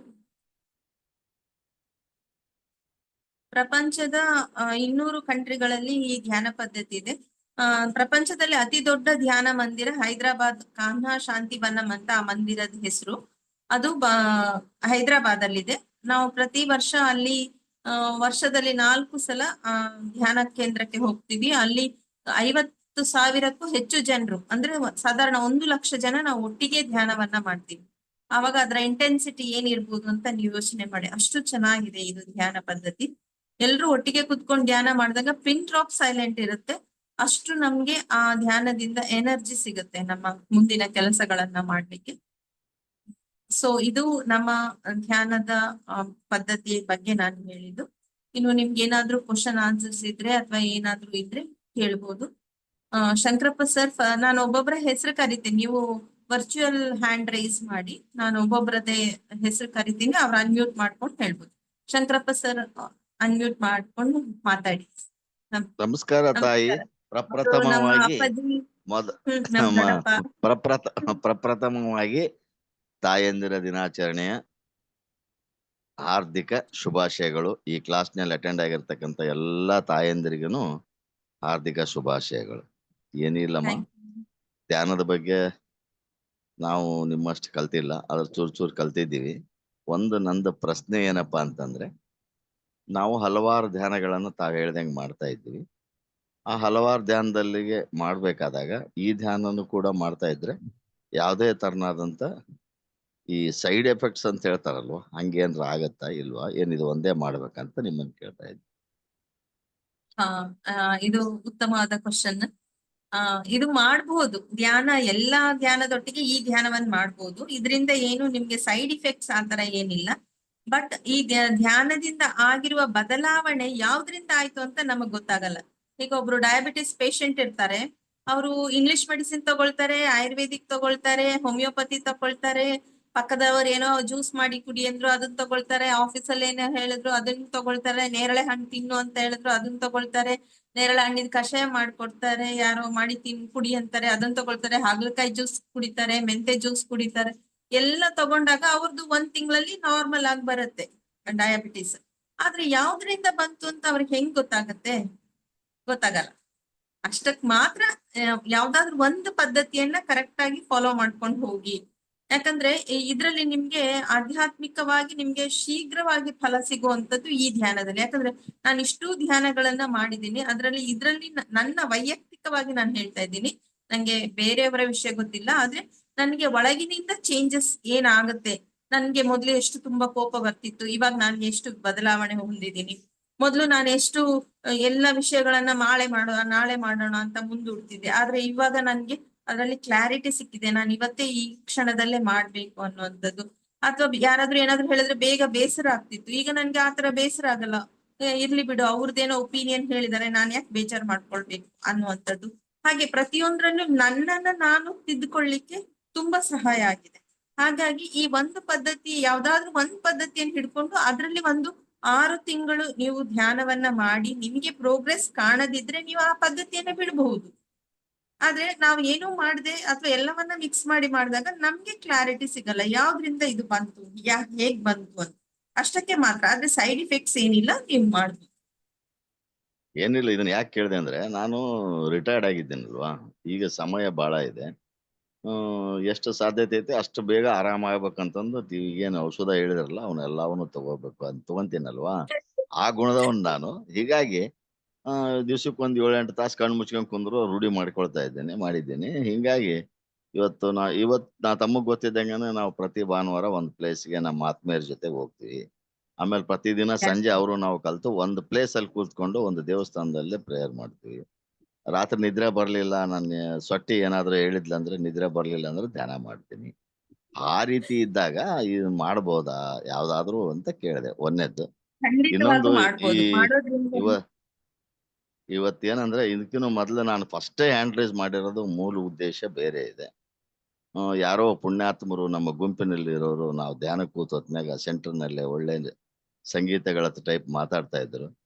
ಅದಕ್ಕೆ ದಯವಿಟ್ಟು ಮುಂಬರುವ ದಿನಗಳಲ್ಲಿ ಮೂಟ್ ಮಾಡಿಕೊಳ್ಳಿದ್. ಯಾಕಂದ್ರೆ ಧ್ಯಾನದ ಕಾನ್ಸೆಪ್ಟೇ ಬೇರೆ, ಉಳ್ಕಿದು ಬೇರೆ ಆಗ್ತದೆ. ಯಾರಾದ್ರೂ ದಯವಿಟ್ಟು ಅಂತ ಏನಾದ್ರು ಅರ್ಜೆಂಟ್ ಇದ್ರೆ ತಾವು ಇಲ್ಲ ವಿಡಿಯೋ ಆಫ್ ಮಾಡ್ಕೊಂಡು ಸೈಲೆಂಟ್ ಆಗಿ ಇದನ್ನ ಮೂಟ್ ಮಾಡ್ಕೊಂಡು ತಾವು ತಮ್ಮ ಕೆಲಸ ಕಾರ್ಯಗಳನ್ನ ಮಾಡಬಹುದು, ಅಥವಾ ಇದನ್ನ ಮಾಡಬಹುದು. ಇನ್ನೊಬ್ಬರಿಗೆ ಡಿಸ್ಟರ್ಬ್ ಆಗುವ ಹಾಗೆ ಧ್ಯಾನ ಮಾಡಬಾರ್ದು ಅಂತ ಹೇಳ್ತಾರೆ. ಯಾಕಂದ್ರೆ ನಮ್ಮ ಬಸವಣ್ಣವ್ರು ಹೇಳ್ತಾರೆ, ಪಕ್ಕದಲ್ಲಿ ಏನಾರ ಸತಿ ನಾವು ಮಲಗಿದ ಸತಿ. ಅದೇ ಅಮ್ಮ ಉಪದೇಶ ಆಗಿದ್ನಲ್ಲ, ಜಿಲ್ಲಾ ಪಂಚಾಯತ್ ಉಪದೇಶ. ಹಲೋ ಸ್ವಾಮಿ, ಇಲ್ಲಿ ನಾವು ಪ್ರೆಸಿಡೆಂಟ್ ಮಾತಾಡಕತ್ತೀವಿ, ಸ್ವಲ್ಪ ಅದನ್ನೇ ಹೇಳ್ತಾ ಇದ್ದೀನಿ, ಮತ್ತೆ ಡಿಸ್ಟರ್ಬ್ ಮಾಡ್ತಾ ಇದ್ದಾರ. ಮೂಟ್ ಮಾಡ್ಕೊಳ್ಳಿ. ಹಾಗೆ ಈಗ ನಾವು ಮಲಗಿದ ಸತಿಯನ್ನು ಕೂಡ ತೊಂದರೆ ಆಗ್ಲಾರ್ದಂಗೆ ಲಿಂಗ ಪೂಜೆ ಮಾಡ್ಕೊಂತ ಬಸವಣ್ಣವ್ರು ಹೇಳಿದ್ದಾರೆ. ಅಕ್ಕಪಕ್ಕದವ್ರಿಗೆ ಯಾರು ತೊಂದರೆ ಆಗ್ಲಾರ್ದಂಗೆ ಧ್ಯಾನ ಮಾಡ್ಬೇಕು ಅಂತಾನೆ ಇದೆ. ಇನ್ನೊಬ್ರಿಗೂ ಗೊತ್ತಾಗಬಾರ್ದು, ನಮಗೂ ಯಾರಿಂದನೂ ತೊಂದರೆ ಆಗಬಾರ್ದು, ಅವರು ನಮ್ಮಿಂದನೂ ಯಾರಿಗೂ ತೊಂದರೆ ಆಗಬಾರ್ದು ಅಂತಂದು ಇವತ್ತು ನಮ್ ಶಿವಕುಮಾರ್ ಸರ್ ಮಾತು ಹೇಳಿದ್ರು, ಎಲ್ಲರಿಗೇನ್ರಿ ನಾವ್ ಕುಂತ್ಕೊಂಡ್ ಜಾಗದಾಗ ಯಾರಿಗೆ ಅಡ್ಡ ಆಗದೆ ಇದ್ರೆ ಸಾಕು, ಅಡ್ಡ ಆಗಲ್ಲ ಒಂದ್ ಮೂಲೆ ಕೂಡೋಣ ಅಂತ ಅಲ್ಲಿ ಹೋಗಂಬರ್ರಿ ಅಂತಂದು ಹೇಳ್ತಾರೆ. ಹಾಗೆ ಅದಕ್ಕೆ ದಯವಿಟ್ಟು ಮುಂಬರುವ ದಿನಗಳಲ್ಲಿ ಯಾವುದೇ ಜೂಮ್ ಮೀಟಿಂಗ್ ಕ್ಲಾಸ್ನಲ್ಲೇ ನಾವೇ ವೈಯಕ್ತಿಕವಾಗಿ ಅವ್ರು ಹೇಳಿಸ್ಕೊಳ್ಳೋದಕ್ಕಿಂತ ಮುಂಚೆ ಮಾಡ್ಕೊಂಡ್ರೆ ಎಲ್ರಿಗೂ ಅನುಕೂಲ, ಅದರಿಂದ ಸಹಕಾರ ಆಗ್ತದೆ. ನಮ್ಮ ಅವಶ್ಯಕತೆ ಇರ್ತದೆ ಮನುಷ್ಯನಿಗೆ. ಅಂತ ಸಮಯದಲ್ಲಿ ನಾವು ಇನ್ನೊಬ್ಬರಿಗೆ ತೊಂದರೆ ಆಗದಂಗೆ ನಮ್ಮ ಕಾರ್ಯಗಳನ್ನು ಮಾಡಬೇಕು ಅಂತ ಒಂದು ಕಳಕಳಿಯ ಬೇಡಿಕೆ. ತುಂಬಾ ಧನ್ಯವಾದಗಳು ನನಗೆ 2 ಮಾತು ಮಾತಾಡ್ಲಿಕ್ಕೆ ಅನುಕೂಲ ಮಾಡಿಕೊಟ್ಟಿದ್ದಕ್ಕೆ. ಧನ್ಯವಾದ. ಮತ್ತೊಮ್ಮೆ ನಿಮಗೆ ಮದರ್ಸ್ ಡೇಯ ಎಲ್ಲಾ ತಾಯಂದಿರಿಗೂ ಶುಭಾಶಯಗಳು. ನಮಸ್ಕಾರ ಥ್ಯಾಂಕ್ ದೊಡ್ಡಮ್ಮ. ಯು. ನಮ್ಮ ಪರವಾಗಿ ನಿಮ್ಮ ಮಾತೃ ಸೊಟ್ಟಿ ನಿಮ್ಮ ಅಂದ್ಬಿಡಿ. ಮಿಸಸ್ ಅವರಿಗೆ ಸೂಪರ್. ಮತ್ತೆ ನಿಮ್ಮ ಅಕ್ಕ ತಂಗಿಯರಿಗೆ ಎಲ್ರಿಗೂ ನಮ್ಮ mother's day, happy mother's day. Thank you ಅಮ್ಮ, ತಿಳಿಸ್ತೀನಿ. ಎಲ್ರಿಗೂ. ಇನ್ಯಾರಿಗಾದ್ರೂ ಏನಾದ್ರೂ ಕ್ವಶನ್ಸ್ ಇದ್ರೆ ಕೇಳಿ, ಇಲ್ಲಾಂದ್ರೆ ನಾವು ಮೀಟಿಂಗ್ ಅನ್ನ ಎಂಡ್ ಮಾಡೋಣ. ನಿಮ್ಮ ಅನುಭವಗಳನ್ನ ಸಹ ಹಂಚ್ಕೊಳ್ಬಹುದು. ಹೇಗಾಯ್ತು ಮೀಟಿಂಗ್, ಅಂದ್ರೆ ಮೆಡಿಟೇಷನ್ ನಿಮ್ಗೆ ಖುಷಿ ಆಯ್ತಾ, ಯಾವ ತರ ಆಯ್ತು, ರಿಲ್ಯಾಕ್ಸ್ ಆಯ್ತಾ, ತುಂಬಾ ಥಾಟ್ಸ್ ಇತ್ತಾ, ಧ್ಯಾನದಲ್ಲಿ ಏನಾದ್ರೂ ಎಲ್ಲವೂ ಒಳ್ಳೇದಕ್ಕೆ ಆಗುತ್ತೆ. ಯಾರು ಅದರ ಬಗ್ಗೆ ಚಿಂತೆ ಮಾಡ್ಲಿಲ್ಲ. ಈ ಕ್ಷಣದೊಂದಿಗೆ ನಾವಿರುವಂತದ್ದೇ ಧ್ಯಾನ. ಅದು ಆಗ್ತಾ ಇದೆ ಅಂತ ಹೇಳಿದ್ರೆ ಖುಷಿ, ಅದು ಹೇಗಿದ್ರು ಚೆನ್ನಾಗಿರುತ್ತೆ. ಮಾರುತಿ ಸರ್ ಏನಾದ್ರು ಹೇಳ್ತೀರಾ? ಹೇಳಿ ಸರ್. ಧನ್ಯವಾದ. ನಮಸ್ಕಾರ. ನಮಸ್ಕಾರ ಸರ್. ತಾಯಂದಿರ ದಿನದ ಶುಭಾಶಯಗಳು. ಇವತ್ತಿನ ಧ್ಯಾನದ ಒಂದು ಕ್ಲಾಸ್, ಹೇಳಿ. ಧ್ಯಾನದ ಕ್ಲಾಸ್ ತುಂಬಾ ಅದ್ಭುತವಾಗಿತ್ತು. ನನಗೇನು ಒಂದು ಇದಾಯ್ತು, ಯಾವಾಗ್ಲೇ ನಾನು ಧ್ಯಾನಕ್ಕೆ ಕೂಡಲಿ ನನಗೆ ಕಣ್ಣನ್ನ ತೆಗಿಬೇಕು ಅಂತ ನನಗೆ ಅನ್ಸೋದೇ ಇಲ್ಲ. ಅದ್ ಯಾಕೋ ನನಗೆ ಗೊತ್ತಿಲ್ಲ. ಅದ್ರ ಜೊತೆಗೆ ಇನ್ನೊಂದು ಏನಂದ್ರೆ, ಇವತ್ತು ಸ್ವಲ್ಪ ನನಗೆ ನಿದ್ದೆ ಕೂಡ ಬಂತು. ಮಧ್ಯಾಹ್ನ ನನಗೆ ನಿದ್ದೆ ಕೂಡ ಬಂತು. ಮತ್ತೆ ತಾವು ಹೇಳಿದಾಗ ಅದು ಇನ್ನೊಂದು ಯಾವುದೋ ಸೆನ್ಸ್ ಹೇಳ್ತಾ ಇದ್ದಿಲ್ಲ. ನಾನು ಧ್ಯಾನಕ್ಕೆ ಕೂತಿದ್ದೀನಿ, ಮತ್ತೆ ನನ್ನ ಆರಾಧ್ಯ ದೈವನ ನಾನು ನೆನೆಸ್ಕೊಂಡು ಮತ್ತೆ ವಾಪಸ್ ತಿರ್ಗ ಇದು ಏನಂತಂದ್ರೆ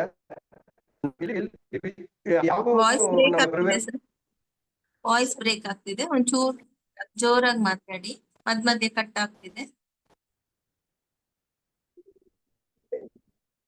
ಹೇಳಿ ಸರ್. ಇಲ್ಲ, ವಾಯ್ಸ್ ಬ್ರೇಕ್ ಆಗ್ತಿದೆ, ನಿಮ್ದು ಇಂಟರ್ನೆಟ್ ಇಲ್ಲ.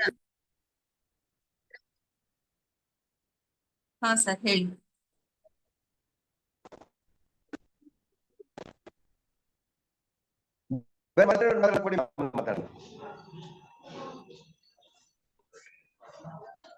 ಇಂಟರ್ನೆಟ್ ಪ್ರಾಬ್ಲಮ್ ಇದೆ ಅನ್ಕೋತೀನಿ ಸರ್.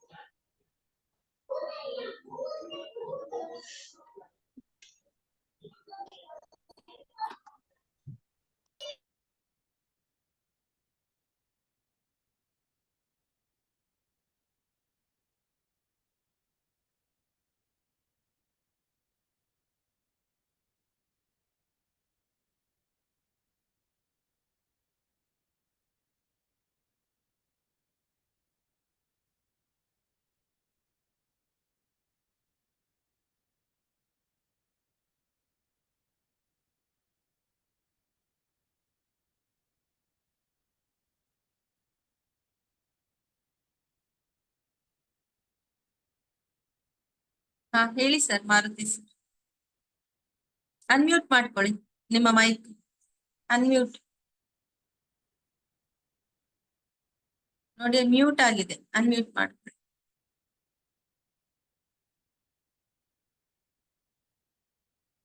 ಮೇಡಮ್ ಕೇಳ್ತಾ ಇದೆಯಾ ಮೇಡಮ್? ಈಗ ಕೇಳ್ತಾ ಇದೆ ಸರ್, ಕೇಳ್ತಾ ಇದೆ. ಇಲ್ಲ ಮೇಡಮ್, ಅದು ಏನಂತಂದ್ರೆ ನಾನು ಒಬ್ಬನೇ ಮಾಡ್ತಾ ಇದ್ದೆ. ಮನೇಲಿ ಜೊತೆಗೆ ಇದ್ರು. ಅವ್ರಿಗೆ ನೀವು ಕೇಳಿಸ್ಕೊತೀರಾ ಮೇಡಮ್, ನೀವು ಕೇಳಿಸ್ಕೊಳ್ಳಿ, ನಿಮ್ಗೆ ಎಷ್ಟು ಸಾಧ್ಯನೋ ನೀವು ಜಾಯಿನ್ ಆಗಿ ಅನ್ನೋದು ಇಯರ್ಫೋನ್ ತೆಗೆದಿದ್ದೆ. ಅದು ಇದಾಗಿರ್ಬೇಕು ಅನ್ಸುತ್ತೆ. ಇವತ್ತ ಒಂದು ಧ್ಯಾನದ ಇದ್ರಲ್ಲಿ ನಾನು ಎಲ್ಲೋ ಹೋಗಿದ್ದೆ, ಬಾಡಿ ಎಲ್ಲ ಹಗುರೋದಂಗಾಯ್ತು. ಜೊತೆಗೆ ಇನ್ನೊಂದು ಏನಂದ್ರೆ, ನನಗೆ ಯಾವುದೇ ಧ್ಯಾನಕ್ಕೆ ಕೂತಾಗ ನನ್ನ ಬೇಗ ಕಣ್ಣು ತೆಗಿಬೇಕು ಅಂತ ನನಗೆ ಅನ್ಸೋದೇ ಇಲ್ಲ. ನೀವ್ ಹೇಳಿದ ನಂತರನು ಮತ್ತೆ ಆ ನಂತರ ನಿಧಾನವಾಗಿ ಕಣ್ಣು ತೆಗಿಬೇಕು ಅನ್ಸುತ್ತೆ.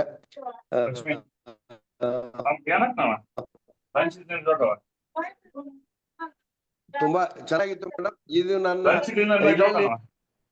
ವೃತ್ತಿ ಜೀವನದಲ್ಲಿ ನಾನು ಅಳವಡಿಸ್ಕೊತೀನಿ. ಜೊತೆಗೆ ಇನ್ನೊಂದು ಏನಂತಂದ್ರೆ ನನಗೆ ಗೊತ್ತಿರೋರಿಗೆ ಸುಮಾರು ಜನ ಮುಖಾಂತರ ನಾನು ಹೇಳ್ಸೋಕೆ ಪ್ರಯತ್ನ ಮಾಡ್ತೀನಿ. ಒಳ್ಳೆ ಒಂದು ಅನುಭವ. ಶಾಂತರಾಮ್ ಸರ್ ಮ್ಯೂಟ್ ಮಾಡ್ಕೊಳ್ಳಿ. ಸರಿ, ಸುಷ್ಮಾ ಮ್ಯಾಮ್ ಹೇಳಿ, ಅನ್ಮ್ಯೂಟ್ ಮಾಡ್ಕೊಳ್ಳಿ ನಿಮ್ಮನ್ನ, ನೀವು ಮಾತಾಡಿ. ನಮಸ್ತೆ ಮೇಡಮ್, ಎಲ್ಲರಿಗೂ ಹ್ಯಾಪಿ ಮದರ್ಸ್ ಡೇ. ನಿಮ್ಗೂ ಕೂಡ happy mother's. Thank you madam. ಇವತ್ತು ಮೆಡಿಟೇಷನ್ ತುಂಬಾ ಚೆನ್ನಾಗಿತ್ತು ಮೇಡಮ್. ಇಷ್ಟ ಆಯ್ತು ನಮ್ಗೆಲ್ಲ. ಒಂದು ಎಲ್ಲೋ ಒಂದು ಪೀಸ್ಫುಲ್ ಮೈಂಡ್, ಒಂದು ಉನ್ನತ ಸ್ಥಾನಕ್ಕೆ ಹೋಗ್ತಾ ಇರ್ತೀವಿ ಆ ಭಗವಂತನ ಕಡೆಗೆ ನೋಡಬರಕ. ಅವಲೇ ಶಂಕರಪ್ಪ ಸರ್ ಅವರು ಅವಲೇ ಹೇಳಿದ್ರು, ಮಿಡಿಲ್ ಅಲ್ಲಿ ತಾಳಗಳು ರಾಗಗಳು ಬರ್ತವೆ ಅಂತಂದು. ಸೊ ದಯವಿಟ್ಟು ಇದು ನನ್ನ ರಿಕ್ವೆಸ್ಟ್. ತುಂಬಾನೇ ಆಲ್ಮೋಸ್ಟ್ ಅಲ್ಲೂ ನಾನೇ ಮೆಸೇಜ್ ಆಗ್ತಾ ಇರ್ತೀನಿ ಅನ್ಸುತ್ತೆ, ಮ್ಯೂಟ್ ಆಗಿ ಅಂತಂದು. ಸೊ ದಯವಿಟ್ಟು ಇನ್ನೊಮ್ಮೆ ಕ್ಲಾಸ್ ಅಲ್ಲಿ ಯಾರು ಹೇಳಿಸ್ಕೊಳ್ಳೋದ್ ಬೇಡ. ಅಚಾನಕ್ ಆಗ್ತಾ ಇರ್ತವೆ, ಆದ್ರೆ ಅದ್ರ ಕಡೆ ಸ್ವಲ್ಪ ಗಮನ ಇರ್ಲಿ ನಮ್ಗೆಲ್ಲರಿಗೂ. ಅದ್ರ ಬಗ್ಗೆ ಸ್ವಲ್ಪ ಅಲರ್ಟ್ನೆಸ್ ಅನ್ನೋದು ತುಂಬಾನೇ ಮುಖ್ಯ ಇರುತ್ತೆ. ಅದು ಇನ್ನೊಬ್ರಿಗೆ ಡಿಸ್ಟರ್ಬೆನ್ಸ್ ಆಗುತ್ತೆ ಅಂತಂದು ಹೇಳಕ್ ಇಷ್ಟಪಡ್ತೀನಿ ಮೇಡಮ್. ಈ ಮೂಲಕ ಯಾರಿಗಾದ್ರೂ ಹರ್ಟ್ ಆಗಿದ್ರೆ ಕೂಡ ಸಾರಿ ಕೇಳಕ್ಕೂ ಇಷ್ಟಪಡ್ತೀನಿ. Thank you madam, thank you so much. Thank you ಮಾ, ಥ್ಯಾಂಕ್ ಯು ಸೋ ಮಚ್. ಇನ್ನೇನಾದ್ರೂ ಯಾರಾದ್ರೂ ಏನಾದ್ರೂ ಹೇಳಲಿಕ್ಕಿದ್ಯಾ? ನೆಕ್ಸ್ಟ್ ನಮ್ದು ನೆಕ್ಸ್ಟ್ ಸಂಡೇ ಸಿಗ್ನೇಚರ್ ಅನಾಲಿಸಿಸ್ ಅಂತ ಒಂದು ಕ್ಲಾಸ್ ಇದೆ, ಅದನ್ನ ಮಾಡ್ತಾ ಇದ್ದೀವಿ. ಅದ್ರ ಬಗ್ಗೆ ನಿಮ್ಗೆ ಗ್ರೂಪ್ ಅಲ್ಲಿ ಮೆಸೇಜಸ್ ಗಳು ಬರುತ್ತೆ, ಗ್ರೂಪ್ ಅಲ್ಲಿ ಟೆಂಪ್ಲೇಟ್ಸ್ ಎಲ್ಲ ಹಾಕ್ತಾ ಇದ್ದೀವಿ. ಅಂದ್ರೆ ಸಿಗ್ನೇಚರ್ ಅನಾಲಿಸಿಸ್ ಅಂದ್ರೆ ನಿಮ್ಮ ಸಿಗ್ನೇಚರ್ ನಿಮ್ಮ ವ್ಯಕ್ತಿತ್ವವನ್ನ ಪ್ರತಿಬಿಂಬಿಸುತ್ತೆ ಅಂತ ಹೇಳಿ. ಯಾವ ರೀತಿ ಅದು ಪ್ರತಿಬಿಂಬಿಸುತ್ತೆ? ನಿಮ್ಮ ಪ್ರತಿಯೊಂದು ಹ್ಯಾಂಡ್ ರೈಟಿಂಗ್, ಎ ಬರೆದ್ರೆ, ಬಿ ಬರೆದ್ರೆ, ಸಿ ಬರೆದ್ರೆ ಅದ್ರಲ್ಲಿ ಏನ್ ಸ್ಟ್ರೋಕ್ಸ್ ನೀವು ಹಾಕ್ತೀರಿ, ಆ ಪ್ರತಿಯೊಂದು ನಿಮ್ಮ ವ್ಯಕ್ತಿತ್ವವನ್ನ ಹೇಳುತ್ತೆ ಅಂತ. ಅದು ಸಿಗ್ನೇಚರ್ ಅನಾಲಿಸಿಸ್ ಅಂದ್ರೆ ಗ್ರಾಫೋಥೆರಪಿ ಅಂತ ನಾವು ಅದನ್ನ ಹೇಳ್ತೀವಿ. ಆ ಗ್ರಾಫಾಲಜಿ ಬಗ್ಗೆ ನಿಮ್ಗೆ ಒಂದು ನೆಕ್ಸ್ಟ್ ಸಂಡೇ ಇದೇ ಟೈಮಿಗೆ 3 ಗಂಟೆಯಿಂದ 5:30, 6 ಗಂಟೆವರೆಗೆ ನಿಮ್ಗೆ ಗ್ರಾಫಾಲಜಿ ಕ್ಲಾಸ್ ಇರುತ್ತೆ. ಆ ಸಿಗ್ನೇಚರ್, ನಿಮ್ಮ ಸಿಗ್ನೇಚರ್ ಅನ್ನ ನೀವು ಹೇಗೆ ಡಿಕೋಡ್ ಮಾಡುವಂತದ್ದು, ಅಂದ್ರೆ ನಿಮ್ಮ ವ್ಯಕ್ತಿತ್ವವನ್ನ ನೀವು ಅಂದ್ರೆ ನಾನು ಹೇಳುದು ನೀವು ಸಿಗ್ನೇಚರ್ ಅನ್ನ ಕೂಡ್ಲೆ ಚೇಂಜ್ ಮಾಡಿ ಅಂತ ಹೇಳ್ತಾ ಇಲ್ಲ, ಬಟ್ ಅದ್ರಲ್ಲಿ ಏನೆಲ್ಲ ನಿಮ್ಗೆ ಪ್ರಾಬ್ಲಮ್ಸ್ ಬರ್ತಾ ಇದೆ ಅದರಿಂದ ಹೊರಗೆ ಬರುವಂತದ್ದು ಹೇಗೆ. ಬೇರೆಯವರ ಸಿಗ್ನೇಚರ್ ನೋಡಿದ ಕೂಡಲೇ ಅವರ ವ್ಯಕ್ತಿತ್ವ ಇದೆ ಅಂತ ನೀವು ಅವರನ್ನ ತಿಳ್ಕೊಳ್ಳುವಂಥದ್ದು. ಅದನ್ನ ನಾವು ನೆಕ್ಸ್ಟ್ ಸಂಡೇ ಕಲಿತಾ ಹೋಗೋಣ. ಅಲ್ಲಿ ಒಂದು 2 to 3 hours ಕ್ಲಾಸ್ ಇರುತ್ತೆ. ನೀವು ಪೇಪರು ಪೆನ್ನು ಎಲ್ಲ ರೆಡಿ ಮಾಡಿ ಇಟ್ಕೊಳ್ಳಿ. ನಾನು ಒಂದೊಂದೇ ಪಾಯಿಂಟ್ಸ್ ಹೇಳ್ತಾ ಹೋಗ್ತೀನಿ, ನೀವೆಲ್ಲ ಅದನ್ನ ಬರ್ಕೊಳ್ಳಿ. ನಿಮ್ಮ ಸಿಗ್ನೇಚರ್ ಅನ್ನ ನೀವೇ ಡಿಕೋಡ್ ಮಾಡಿ, ಬೇರೆಯವರ ಸಿಗ್ನೇಚರ್ ಅನ್ನು ಡಿಕೋಡ್ ಮಾಡಿ. ಈಗ ಪ್ರಪಂಚದಲ್ಲಿ ಎಲ್ಲಾ ಕಡೆ ಸಿಗ್ನೇಚರ್ ಅನಾಲಿಸಿಸ್ ಅಂತ ಮಾಡ್ತಾ ಇದ್ದಾರೆ, ಮಾಡ್ಬಿಟ್ಟು ಜನರನ್ನ ಅವರಿಗೆ ಅವರ ಇದಕ್ಕೆ ರಿಕ್ರೂಟ್ ಮಾಡ್ಕೊಳ್ತಾ ಇದ್ದಾರೆ, ಅಂದ್ರೆ ಅವರ ಸಂಸ್ಥೆಗೆ ಸೇರಿಸ್ಕೊಳ್ತಾ ಇದ್ದಾರೆ. ಇದ್ರ ಬಗ್ಗೆ ಒಂದು ಸಂಪೂರ್ಣವಾದ ಮಾಹಿತಿಯನ್ನ ನಾವು ನೆಕ್ಸ್ಟ್ ಸಂಡೇ ಸೇಮ್ ಟೈಮಿಗೆ 3 o'clock ಇಂದ 5:30, 6 ಒಳಗೆ ನಾವು ಅದನ್ನ ಡಿಕೋಡ್ ಮಾಡೋಣ, ಅದನ್ನ ಕಲಿತಾ ಹೋಗೋಣ. ಹಾಗೆ ನೆಕ್ಸ್ಟ್ ಬುಧವಾರ ಬಂದು ಹೊಪ್ಪನೊಪ್ಪನೋ ಹೀಲಿಂಗ್ ಅಂತಿರುತ್ತೆ. ಅಂದ್ರೆ ಅದೊಂದು ಹೀಲಿಂಗ್ ಪದ್ಧತಿ. ನಿಮ್ಮ ಮನಸ್ಸಿನ ದೇಹದ ಆರೋಗ್ಯ ಇರ್ಬೋದು, ಮನಸ್ಸಿನ ಒತ್ತಡ ಇರ್ಬೋದು, ಅಥವಾ ನಿಮ್ಮ ಫೈನಾನ್ಷಿಯಲ್ ಇಶ್ಯೂಸ್ ಅಂದ್ರೆ ಏನಾದ್ರೂ ಇರ್ಬಹುದು, ಅಥವಾ ರಿಲೇಶನ್ಶಿಪ್ ಅಲ್ಲಿ ಏನಾದ್ರೂ ಇಶ್ಯೂಸ್ ಇರ್ಬೋದು, ಅದೆಲ್ಲವನ್ನ ಹೇಗೆ ಸಾಲ್ವ್ ಮಾಡ್ಕೊಳ್ಳೋದು, ನಿಮಗೆ ನೀವು ಹೇಗೆ ಸಾಲ್ವ್ ಮಾಡೋದು, ಬೇರೆಯವರಿಗೆ ಯಾವ ರೀತಿ ಸಾಲ್ವ್ ಮಾಡೋದು, ಅಥವಾ ದೂರದಲ್ಲಿ ಇರುವವರನ್ನು ಕೂಡ ಡಿಸ್ಟೆನ್ಸ್ ಹೀಲಿಂಗ್ ಅಂತ ಹೇಳ್ತೀವಿ ನಾವು, ಅದನ್ನ ಕೂಡ ಯಾವ ತರ ಹೀಲ್ ಮಾಡ್ಕೊಳ್ಳೋದು, ಯಾವ ರೀತಿ ಅದನ್ನ ಬಳಸೋದು, ಅಂದ್ರೆ ಧನ ಸಹಾಯಕ್ಕಾಗಿ ಅಥವಾ ನಿಮ್ಗೆ ಏನಾದ್ರೂ ಮನಿ ಇಶ್ಯೂಸ್ ಇದ್ರೆ ಅದನ್ನ ಹೇಗೆ ಸಾಲ್ವ್ ಮಾಡ್ಕೊಳ್ಳೋದು, ರಿಲೇಶನ್ಶಿಪ್ ಇಶ್ಯೂಸ್ ಇದ್ರೆ ಅದನ್ನ ಹೇಗೆ, ಅದಕ್ಕೆ ಸಪ್ರೇಟ್ ಆಗಿ ಒಂದು ಹೊಪ್ಪನೊಪ್ಪನೋ ಹೀಲಿಂಗ್ ಅಂತ ಇದೆ. ಆ ಹೀಲಿಂಗ್ ಬಗ್ಗೆ ನಾವು ಬುಧವಾರ ಸಾಯಂಕಾಲ 7:30 ಇಂದ 8:00 ಕಲ್ತ್ಕೊಳ್ಳೋಣ. ನೆಕ್ಸ್ಟ್ ಶನಿವಾರ ಬಂದು ಟ್ಯಾರೋ ಕಾರ್ಡ್ ರೀಡಿಂಗ್ ಬಗ್ಗೆ ಇರುತ್ತೆ. ಅದೆಲ್ಲವೂ ಗ್ರೂಪ್ ನಲ್ಲಿ ನಾವು ನಿಮ್ಗೆ ಹೇಳ್ತಾರೆ. ಟ್ಯಾರೋ ಕಾರ್ಡ್ ರೀಡಿಂಗ್ ಅಂತ ಹೇಳಿದ್ರೆ ಜಸ್ಟ್ ನಿಮ್ಗೆ ಅದು ಅದರ ಇಂಟ್ರಡಕ್ಷನ್ ಕ್ಲಾಸ್ ಇರುತ್ತೆ. ಯಾವ ತರ ಟ್ಯಾರೋ ಕಾರ್ಡ್ಸ್ ಇರುತ್ತೆ, ಅದನ್ನ ಹೇಗೆ ನಾವು ಪ್ರಿಡಿಕ್ಷನ್ಸ್ ಅಲ್ಲಿ ಅದನ್ನ ಯೂಸ್ ಮಾಡ್ತಾ ಇದೀವಿ ಅದ್ರ ಬಗ್ಗೆ ಹೇಳ್ತಾ ಹೋಗ್ತೀನಿ. ಒಂದು ಟ್ಯಾರೋ ಕಾರ್ಡ್ ಇದು, ಒಂದು ಗ್ರಾಫಾಲಜಿಯ ಸಿಗ್ನೇಚರ್ ಬಗ್ಗೆ ಇರುತ್ತೆ, ಮತ್ತೊಂದು ಹೀಲಿಂಗ್. ಹೀಗೆ 3 ಸೆಷನ್ ಇದೆ, ಬುಧವಾರ, ಶನಿವಾರ ಮತ್ತೆ ಭಾನುವಾರ. ಅದರ ಬಗ್ಗೆ ಮಾಹಿತಿ ನಿಮ್ಗೆ ಗ್ರೂಪ್ ಅಲ್ಲಿ ಬರ್ತಾ ಇರುತ್ತೆ. ಎಲ್ರು ಇದರ ಸದುಪಯೋಗವನ್ನ ಪಡ್ಕೊಳ್ಳಿ ಅಂತ ಹೇಳ್ತಾ ಇವತ್ತಿನ ಸೆಷನ್ ಅನ್ನ ಮುಗಿಸೋಣ. ಎಲ್ರು ಬಂದದಕ್ಕೆ ತುಂಬಾ ಥ್ಯಾಂಕ್ ಯು. ನೀವೆಲ್ರು ಧ್ಯಾನವನ್ನ ಮಾಡ್ಲಿಕ್ಕೆ ಇಷ್ಟೊಂದು ಇಷ್ಟಪಟ್ಟು ಈ ಸಂಡೇ ಅಂದ್ರೆ ಈ ಆದಿತ್ಯವಾರ ಆದ್ರೂ ಕೂಡ ನಿಮ್ಗೆ ನಿಮ್ಮ ಟೈಮ್ ಅನ್ನ ಇದಕ್ಕೋಸ್ಕರ ಮೀಸಲಾಗಿಡಿಸಿ ಧ್ಯಾನವನ್ನ ಕಲ್ತದಕ್ಕೆ ಎಲ್ರಿಗೂ ಮತ್ತೆ ಧನ್ಯವಾದಗಳು. ಇನ್ನೂ ಯಾರಿಗಾದ್ರೂ ಧ್ಯಾನವನ್ನ ಕಲಿಬೇಕು, ಇನ್ನು 2 ದಿನ ನನ್ಗೆ ಸೆಷನ್ ಬೇಕು ಅಂತಿದ್ರೆ ನನ್ನನ್ನ ಪರ್ಸನಲ್ ಆಗಿ ಮೀಟ್ ಆಗ್ಬೋದು. ಗ್ರೂಪ್ ಅಲ್ಲಿ ನನ್ನ ನಂಬರ್ ಇದೆ, ಆ ನಂಬರಿಗೆ ನನ್ಗೆ ಕಾಲ್ ಮಾಡಿ ನಾನು ನಿಮ್ಗೆ ಟೈಮಿಂಗ್ಸ್ ಕೊಡ್ತೇನೆ. 2 ಸೆಷನ್ ಕೊಟ್ಮೇಲೆ ನೀವು ಮನೆಯಲ್ಲಿ ಅದನ್ನ ಮಾಡಬಹುದು. ಮನೆಯಲ್ಲಿ ಮಾಡ್ಲಿಕ್ಕೆ ನಾನು ಯೂಟ್ಯೂಬ್ ಲಿಂಕ್ ಗಳನ್ನ ಕೊಡ್ತೇನೆ. ಈ 3 ದಿನ ಅಲ್ಲದೆ ನಾನು ಯೂಟ್ಯೂಬ್ ಲಿಂಕ್ ಕೊಟ್ರೆ ನಿಮ್ಗೆ ಏನು ಅದರಿಂದ ಪ್ರಯೋಜನ ಇಲ್ಲ. 3 ದಿನ ತಗೊಳ್ಳೇಬೇಕು. ಇಲ್ಲಾಂದ್ರೆ ಒಂದು ಹಾರ್ಟ್ಸ್ ಆಪ್ ಅಂತಿದೆ, ಅದ್ರಲ್ಲಿ ಆ ಆಪ್ ಇದು ಲಿಂಕ್ ನಾನು ನಿಮಗೆ ಕೊಡ್ತೇನೆ. ಆ ಆಪ್ ಅಲ್ಲಿ ಬಿಗಿನರ್ಸ್ ಅಂತ ನೀವು ಕ್ಲಿಕ್ ಮಾಡಿದ್ರೆ ನಿಮ್ಗೆ 3 ದಿನ ಸಿಟ್ಟಿಂಗ್ ಸಿಗುತ್ತೆ. ಅದರಲ್ಲಿ ಕೂಡ ಅದು ವರ್ಲ್ಡ್ ವೈಡ್ ನಿಮ್ಗೆ ಸಿಟ್ಟಿಂಗ್ಸ್. ಅದರಲ್ಲಿ ನೀವು 3 ದಿನ ಸಿಟ್ಟಿಂಗ್ ತಗೊಂಡು ಮತ್ತೆ ನೀವು ಮನೆಯಲ್ಲಿ ಅದನ್ನ ಪ್ರಾಕ್ಟೀಸ್ ಮಾಡಬಹುದು. ಆ ಲಿಂಕ್ ಅನ್ನು ಕೂಡ ನಿಮ್ಗೆ ಹಾಕ್ತೀನಿ. ಆ ಆಪ್ ಅನ್ನ ಡೌನ್ಲೋಡ್ ಮಾಡ್ಕೊಂಡು ನೀವೆಲ್ಲರೂ ಧ್ಯಾನವನ್ನ ಮನೆಯಲ್ಲೇ ಸ್ಟಾರ್ಟ್ ಮಾಡ್ಬೋದು. ಆದ್ರೆ ಪ್ರಶಿಕ್ಷಕರ ಮೂಲಕ ನಿಮ್ಗೆ ತಕೊಂಡಾಗ ನಿಮ್ಗೆ ಬೆನಿಫಿಟ್ ಜಾಸ್ತಿ. ಯಾಕಂದ್ರೆ ನೀವು ನಿಮ್ಮ ವಿಷಯಗಳನ್ನ ನಮ್ಗೆ ಹೇಳಿದಾಗ ನಾವು ನಿಮ್ಗೆ ಏನ್ ಪ್ರಾಬ್ಲಮ್ ಇದೆ ಅದರ ಮೇಲೆ ನಮ್ಗೆ ವರ್ಕ್ ಮಾಡ್ಲಿಕ್ಕೆ ಈಸಿ ಆಗುತ್ತೆ. ಅಂದ್ರೆ ನಮ್ಮಲ್ಲಿ ತುಂಬಾ ಟೆಕ್ನಿಕ್ಸ್ ಗಳಿದೆ, ಒಬ್ಬೊಬ್ಬರಿಗೆ ಒಂದೊಂದು ರೀತಿಯ ಟೆಕ್ನಿಕ್ಸ್ ಯೂಸ್ ಮಾಡ್ಬೇಕಾಗತ್ತೆ. ಆ ಟೆಕ್ನಿಕ್ಸ್ ಮೇಲೆ ನಾವು ಧ್ಯಾನವನ್ನ ನಿಮ್ಗೆ ಪ್ರಾಣಾಹುತಿ ಮೂಲಕ ಕೊಡ್ತಾ ಹೋಗ್ತೀವಿ. ಅದು ಪ್ರಶಿಕ್ಷಕರಿಗೆ ಮಾತ್ರ ಗೊತ್ತಿರುತ್ತೆ, ಬೇರೆ ಯಾರಿಗೂ ಅದನ್ನು ಹೇಳುವಾಗಿಲ್ಲ. It is sacred and secret. ಯಾಕಂದ್ರೆ ಅದು ಅರ್ಧಂಬರ್ಧ ವಿದ್ಯೆ ಆಗತ್ತೆ. ನಾವು ನಿಮ್ಗೆ ಹೇಳಿಕೊಟ್ರೆ ನಾವು ನಿಮ್ಗೆ ಏನು ತೊಂದರೆ ಇದೆ ಅದಕ್ಕೆ ಬೇಕಾದಂತಹ ಸಿಟ್ಟಿಂಗ್ ಅನ್ನ ಕೊಡ್ತಾ ಹೋಗ್ತೀವಿ. ಓಕೆ ಅಲ್ಲ? ಬೇಕಿದ್ರೆ ನಿಮ್ಗೆ ನಾನು ಅದ್ರದ್ದು ಲಿಂಕ್ ಅನ್ನ ಕೂಡ ಕಳಿಸಿರ್ತೀನಿ. ಆಪ್ ಇದು ಲಿಂಕ್ ಅನ್ನ ಆಪ್ ಡೌನ್ಲೋಡ್ ಮಾಡ್ಕೊಂಡು ನೀವು ಮನೆಯಲ್ಲೇ ನಿಮ್ಮ ಟೈಮ್ ಅಲ್ಲಿ ನಿಮ್ಗೆ ಯಾವಾಗ ಫ್ರೀ ಇರುತ್ತೋ ಅವಾಗ ಕೂಡ ಅದನ್ನ ಮಾಡ್ಕೊಳ್ಬೋದು. ಸರಿನಾ? ಇಷ್ಟು ಹೇಳ್ತಾ ನಾನು ಇವತ್ತಿನ ಸೆಷನ್ ಅನ್ನ ಮುಗಿಸೋಣ. ದೊಡ್ಡಮ್ಮ, Thank you ಯಾವ so much. ಸಮಯದಲ್ಲಿ ನಿಮ್ಗೆ ಫೋನ್ ಮಾಡ್ಬೇಕಂತ ಹೇಳ್ಬಿಡಿ ದೊಡ್ಡಮ್ಮ, ಮತ್ತೆ ನಾವು ರಾತ್ರಿ 12 ಗಂಟೆಗೆ ಮಾಡ್ತಿರ್ತೀವಿ. ಸಾಯಂಕಾಲ 7 ಗಂಟೆ ನಂತರ. ಅಂದ್ರೆ ನಾನು ಆಫೀಸಲ್ಲಿ ವರ್ಕ್ ಮಾಡ್ತಾ ಇರೋದ್ರಿಂದ 10 ರಿಂದ 6 ಗಂಟೆ ನಾನು ಆಫೀಸಲ್ಲಿ ಬ್ಯುಸಿ ಆಗಿರ್ತೀನಿ. ಸೊ 6:30 7 ಗಂಟೆಯಿಂದ 8 ಗಂಟೆ ಸಾಯಂಕಾಲ ನೀವು 1 ಅವರ್ ಟೈಮ್ ಅಲ್ಲಿ ಯಾವಾಗ ಬೇಕಾದ್ರೂ ನೀವು ನನ್ಗೆ ಕಾಲ್ ಮಾಡ್ಬೋದು. ಸಾಯಂಕಾಲ 7 ರಿಂದ 8 ಅದನ್ನ ಮಾತ್ರ ನೆನ್ಪಿಟ್ಕೊಳ್ಳಿ. ಬೇರೆ ಟೈಮ್ ಅಲ್ಲಿ ಮಾಡಿದ್ರೆ ಸ್ವಲ್ಪ ಡಿಸ್ಟರ್ಬ್ ಆಗ್ಬೋದು ಅಂತ ಅಷ್ಟೇ. ರಿಸೀವ್ ಮಾಡಲ್ಲ ಅಂತೇನಿಲ್ಲ, ಆಫೀಸಲ್ಲಿ ಇರ್ತೀನಿ ಅದಕ್ಕೋಸ್ಕರ. ಎಲ್ರಿಗೂ ಧನ್ಯವಾದಗಳು. ಡಿಸ್ಟರ್ಬ್ ಮಾಡ್ದೇನಾ ಅದಕ್ಕೆ? ಎಲ್ರಿಗೂ ಧನ್ಯವಾದಗಳು. ನಮಸ್ಕಾರ ತಾಯಿ. ನಮಸ್ಕಾರ. ತುಂಬಾ ಚೆನ್ನಾಗಿ ನಮಸ್ತೆ. ಆನಂದ ಆಯ್ತು. ನಮಸ್ಕಾರ.